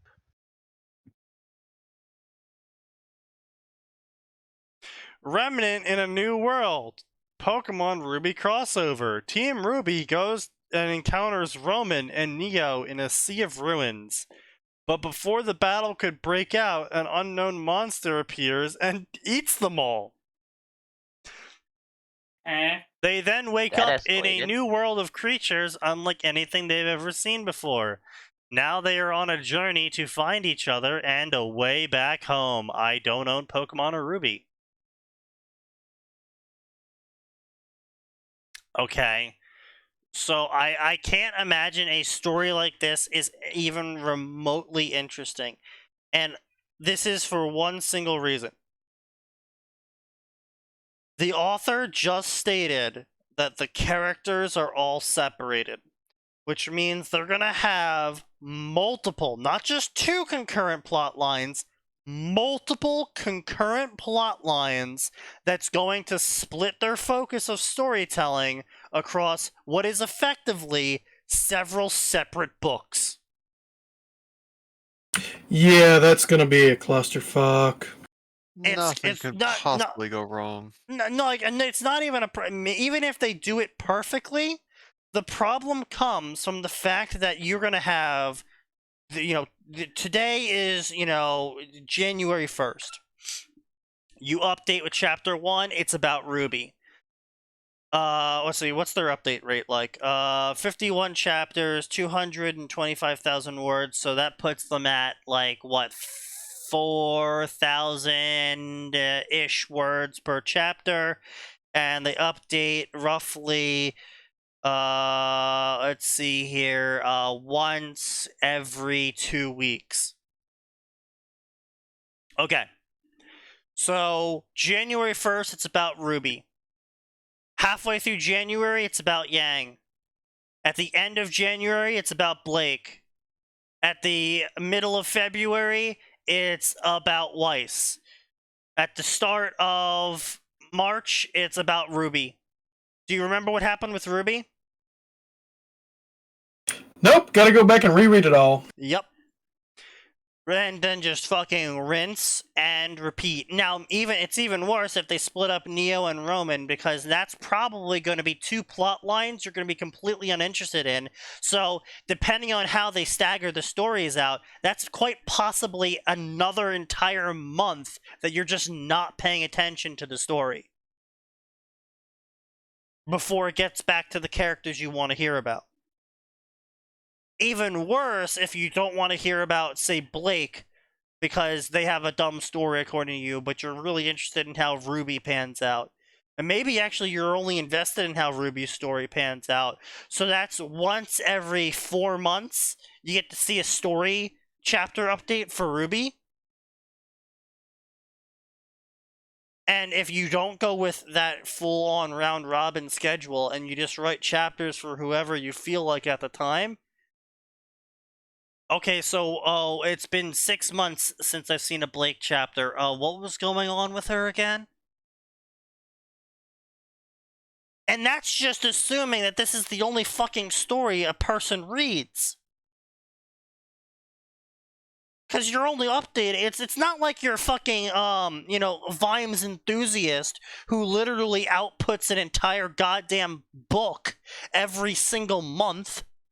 Or, straight up, it's just you are reading a 4,000-word chapter once every 2 weeks from this person if you are invested in the entire story of all 6 characters.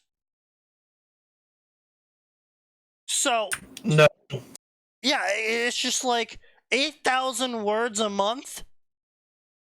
They're going to be reading other stories at that point.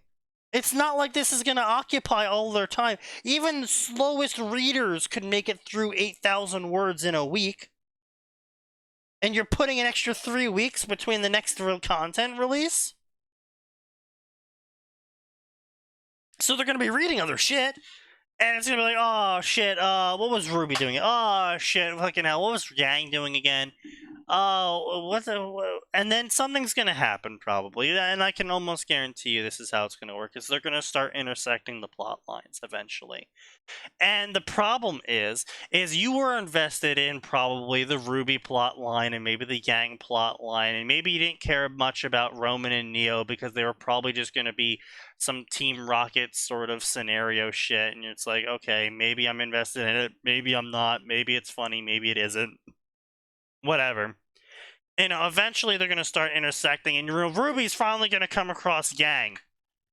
But what happens if you hadn't read Yang's chapters because you weren't interested in Yang's plotline with either because of, how it started or how it was going at some point? You're 2 years, you're a year and a half into this story, you've only read Ruby's plot mostly, and then Yang finally meets her, and Yang walks up and she's like, yeah, I got a Mewtwo in my party, and you're just like, what the fuck did I miss?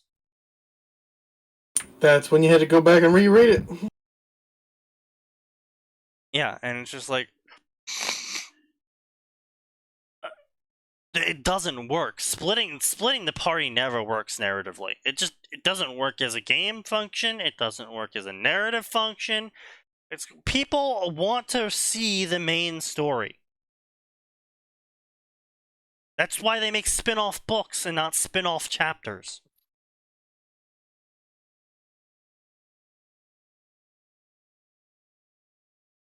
Loud House with Pokemon.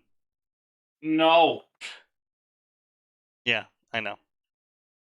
I never saw You know Loud House. exactly why. I know. I haven't either. Apparently it's just Full House, except a cartoon. But we had Full House. Yeah, and it's worse, of course, obviously. Obviously. It's like Adventure Time, but also Full House. Oh God, Adventure Time. Yeah. Total Rick and Pokemon Morty is reboot. bad. Total Pokemon has been rebooted with V2, now with new hosts, new twists, new challenges, and new contestants. Cringe.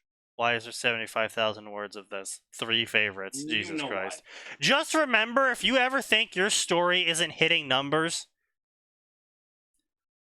Orphan Eye's fucking original alchemy story that we only have like 3 chapters for and only about 10k words at best has more favorites and follows than some of these stories of 10 times their length. Oof. And we aren't even we are purely an original story. We did not rely on any other one else's settings, and we're not even using the gamer system for the whole, gamer, like the classic gamer system, where you're literally using Little Alchemy as our gamer system.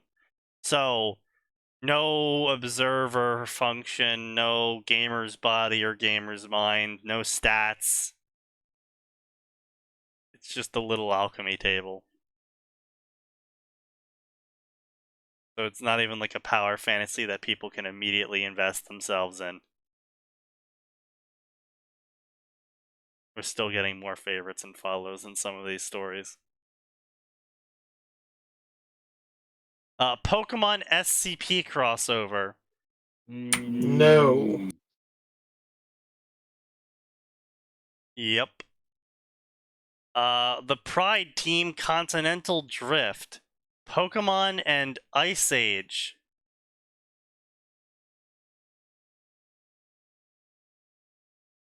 Max and Manny must fight against Captain Gut and the pirate crew to save their friends and family and keep safe a Chaos Emerald from the pirates. What? No. Just that. No. Human pirates? Pokemon the movie and Thomas the Tank the Magic Railroad. No! Based off of the original movie of Pokemon, this crossover event features Pokemon coming together with everyone's #1 engine, the mythical steam train Pokemon, and so much more. Read this story and find out. 8 chapters, 5,000 words. You're killing me, Smalls. Ongoing over the past 3 years. Oh God. How? How do you write 5,000 words over the course of 3 years and still pretend to think that you're updating a story? Very carefully. Denial.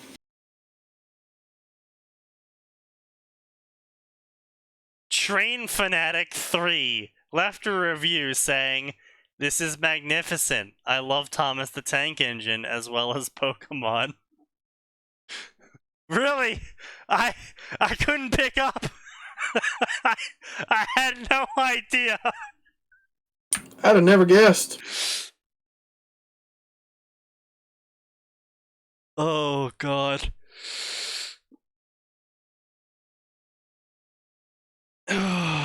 Diesel 10 Jirachi. Yeah, huh? The Thomas. Wait. The fuck is this? The. Oh. Bro just got called out by a guest. You literally just copied the Thomas the Tank Engine and the Magical Railroad movie script and just threw Pokemon words into it. This is cheap. Ouch. Okay. Imagine literally ripping off an already written and produced movie and then only managing to write 5,000 words of this copyright infringement over the course of 3 years when you literally have the script available to you. You could probably do it faster with just a fucking find and replace. You could. Oh no! And I thought it couldn't get worse! But don't worry, the show never fails to deliver! What did you dude. now? Pokemorph Deku, a My Hero Academia Pokemon story! Izuku Midoriya's destiny is changed when he finds out he has the power to turn into 6 Pokemon! How will this affect the world? What will his new powers be? Will he be adorable? Happier Izuku, happier Inko, Inko times All Might. I think I just had a stroke. You said words, and I understood about half of them, but they did not make sense put together the way you put them together. One moment, I More need like to call you- the hospital to see if I can Get get a room open for me. The mental hospital, or do you just need a CAT scan after that? What you mean to say, Sign, is that I understood all the words you spoke, but I don't like the way you put them together. Oh, that too! Man, that was fucking painful. 4 chapters, 10,000 words. Oh god, okay, so what God. Pokemon does he turn into? Pikachu, Mewtwo, and probably some bullshit. Blah blah blah.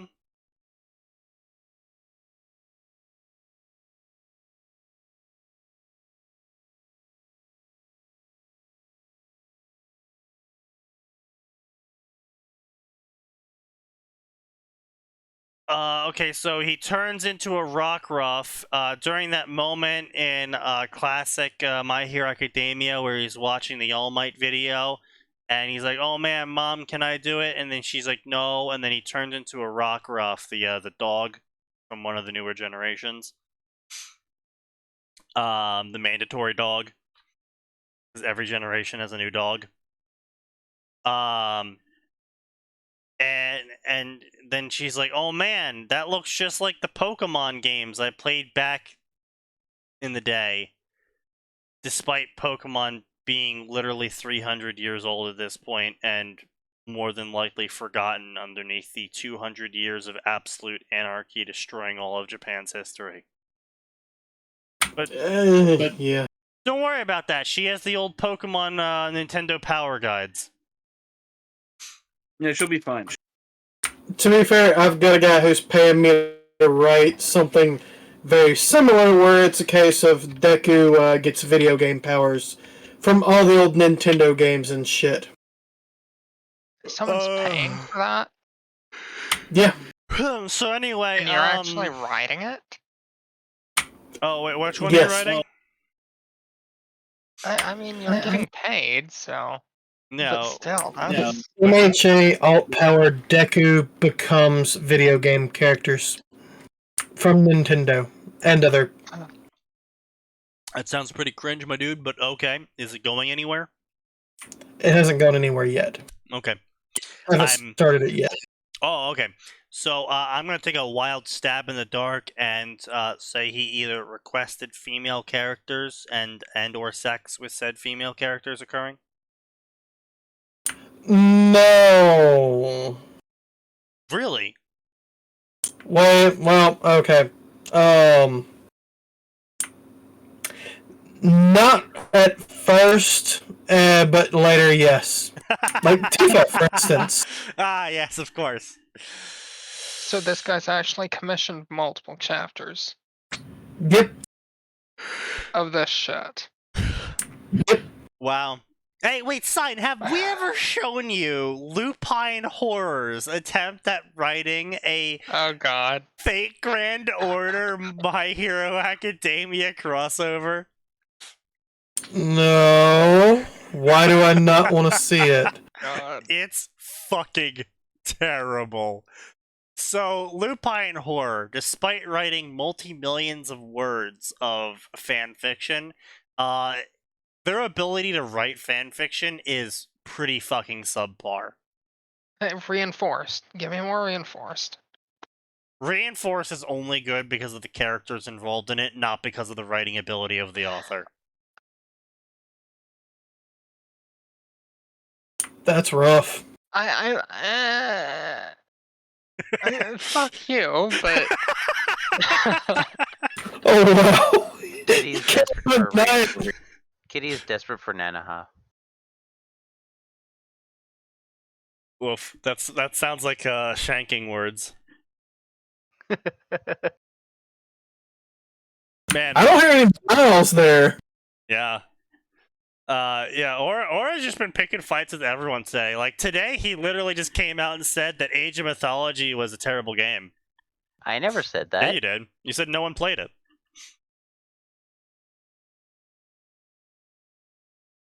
violence. Yeah, exactly. I'm just I gonna just said go. people played it. I just never knew it I'm was just popular. gonna mail you a pipe bomb.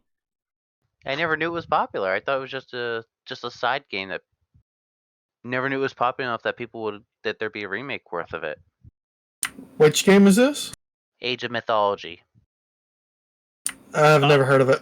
Nice, Nexus. You got the Xbox Game Pass. Nice, based. Yeah, tell me when you start playing State of Decay. I would love to do some co-op with you, just because the game was fun. But yeah. So let's see here. He changes size, and it looks like he turns into a Ralts this time. Yep, he turns into a Ralts.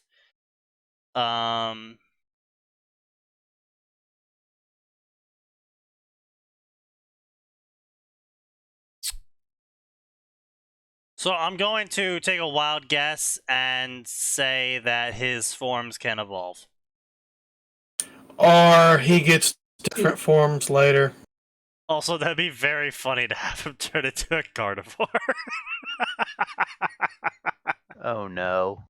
Oh no. Yes, very much oh no.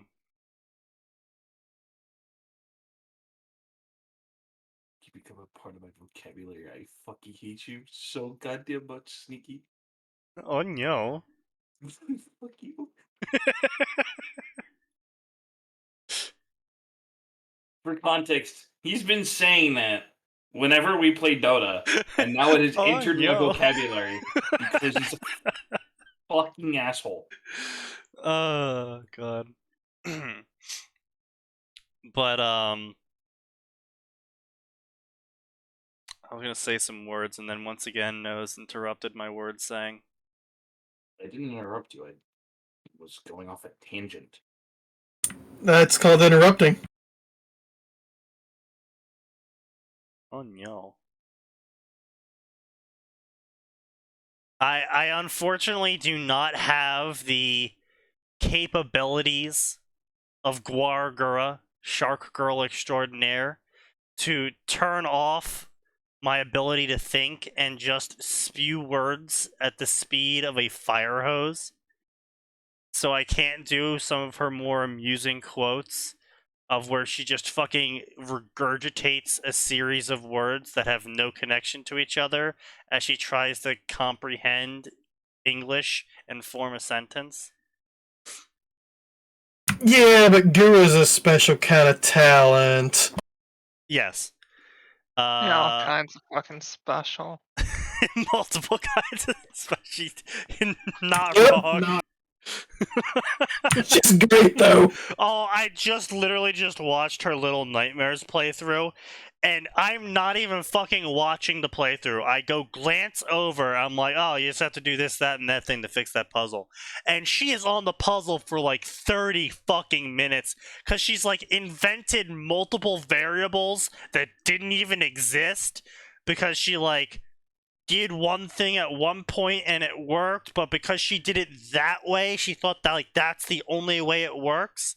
And so from then on, she tried to incorporate that as a puzzle piece into fixing the puzzle. That sounds like her.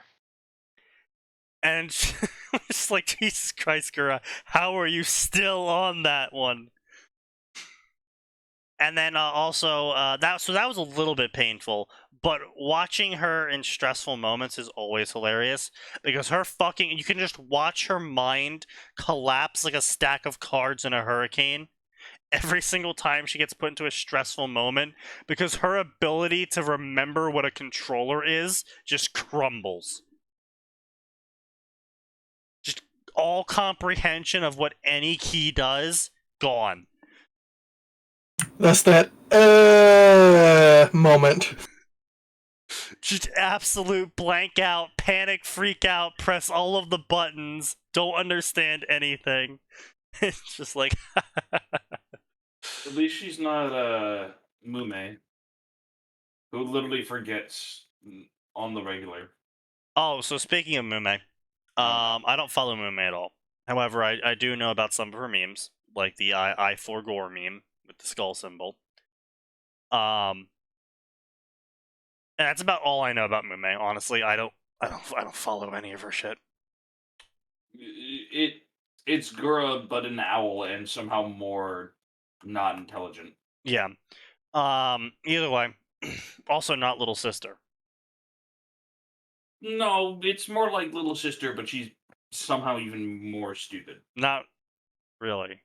She doesn't give that impression at all. Anyway, either way. So I was at work training the new guy. And the new guy. And I tell him something, and he were working on it, and I was like, oh dude, I just told you to do this, and he's like, oh shit, I forgore. And I just pause. And That's a Gura thing. And I look at him. That's a Mume thing. And he just stops. He just fucking freezes. Yeah, that's the deer to headlights. And then he turns to look at me, and I just go, really? Did you forget the skull emoji? And he's like, oh shit. You just deer to headlights when you realize you've been outed. That has to be one of the most awkward That things moment ever. when you do something at work and you realize your power level has just been revealed. Yeah, but the problem is, by acknowledging his power level, you have since revealed your own. But you see, I'm the senior employee and older than him. That don't mean a shit sometimes. No, it doesn't. But by age and experience, he gets to be more embarrassed than I do. Yeah, that's fair. But yeah, I don't have much else fanfiction to talk about. I don't really want to keep going through this section. This is just fucking cringe. It's just so much cringe. More Pokemon My Hero Academia. For some reason, some random fucking OC from My Hero Academia. Sorry, no. Some random fucking OC from Pokemon ends up in My Hero Academia with his Pokemon. Also, he's a world champion. So he's literally the best person in the fucking world with the strongest Pokemon in existence. I wonder, will this change the plot of My Hero Academia at all? The answer is no, because the author is a talentless hack. How to summarize the story in 1 second. Well, I mean, He's- the alternative is what? Pokemon Jordinio version? This, I mean, at least that's better. And a psychopath. Yeah, and yes, Mume is also a bit of a psychopath because some of the shit she just fucking spews, and it's just like, wait, what? Oh dear. I forget, someone posted a clip recently, and it was something like, if this happens or this happens, would you help me or something? And her response was, why would I help you? I'd just shoot you. And I was like, Jesus Christ. That wasn't either of the options. Some of the Huddle Life girls are. Oh a yeah, I little, saw that. I know what clip you're talking about. It wasn't exactly that, but she just straight up goes, "I will just kill you without missing a beat." I was just like, holy shit. Wow. These authors can wake Azathoth and pretend that canon would proceed as normal. That is true. That's so fucking true. Yeah, literally wake up the center of the universe and just like, this changes nothing. Nothing would be changed by this information being included in my story. What the fuck is this? Pokey Natural Awakening in Kalos. No. Sam and Dean from No, Supernatural no. end up in Pokemon. No! Where's my gun? Where's your So, knife? Dean's got it. Yeah, no, where's my knife? My gun. Also, Sam is now Deem's Pokemon.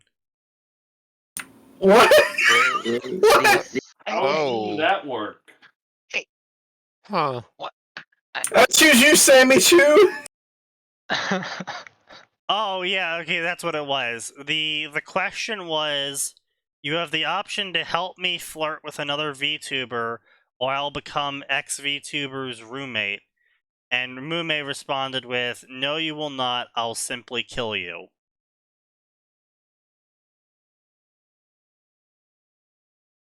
First lady has no chill.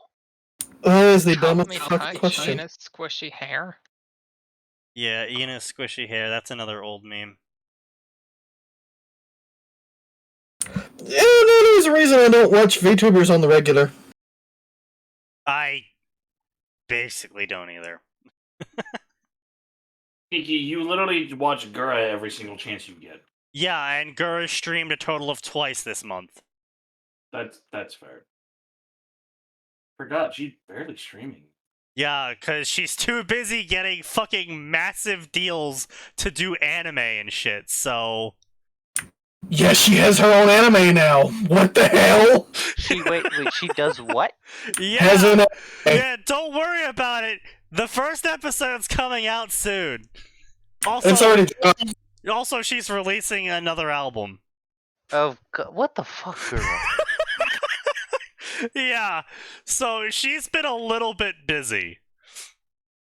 Hang on, let me see here. Oh, hey, just when we thought we could go a single fucking show without this showing up.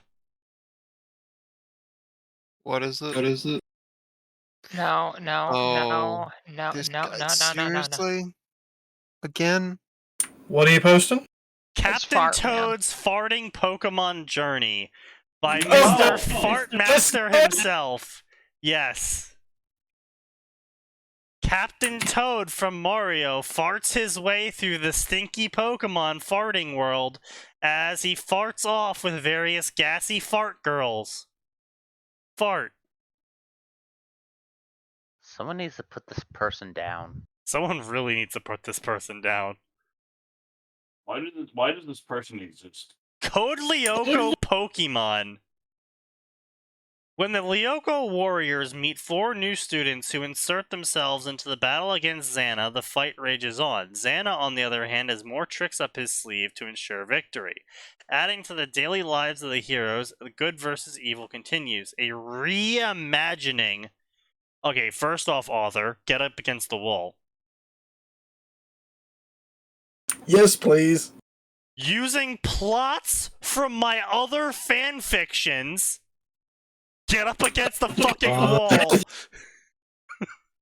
With some darker, twisted graphic storylines. Dude, you have fundamentally misunderstood Code Lyoko. Somehow you mashed Pokemon into it.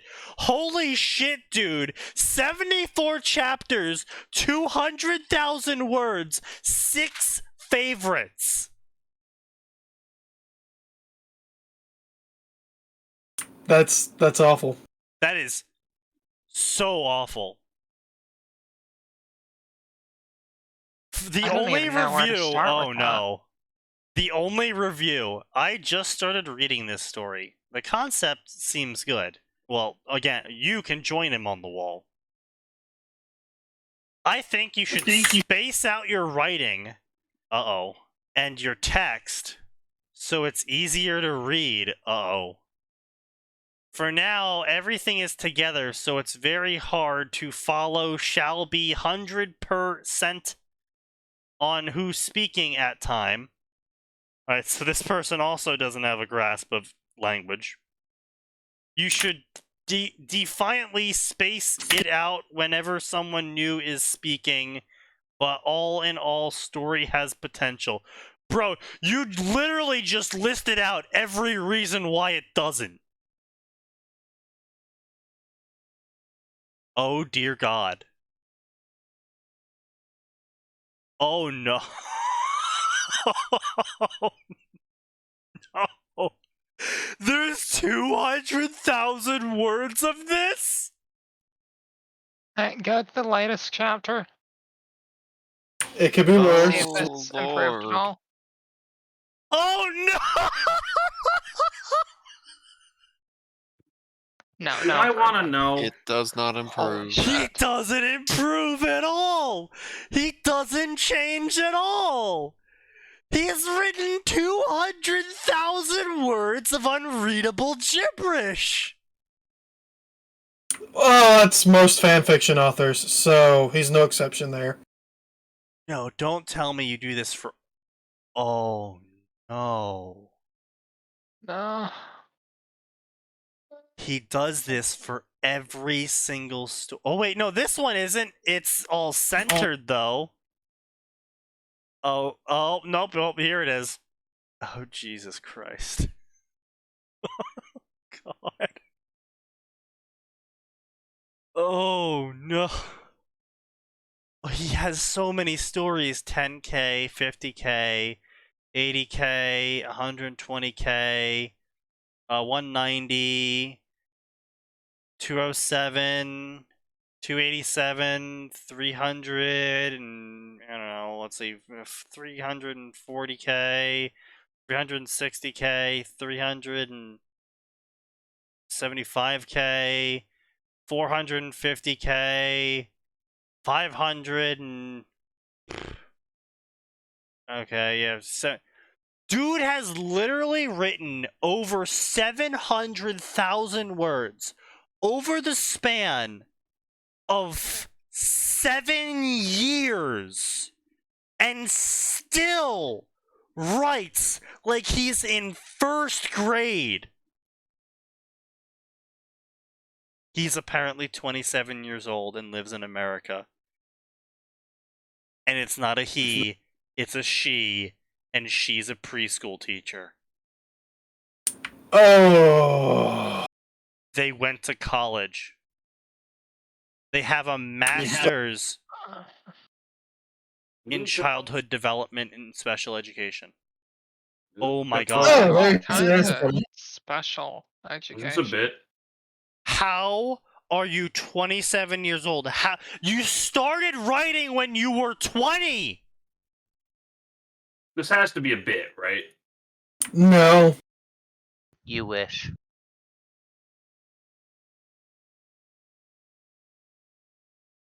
How is this physically possible? How do you write worse than the children you're teaching? Because one person can, in fact, that much.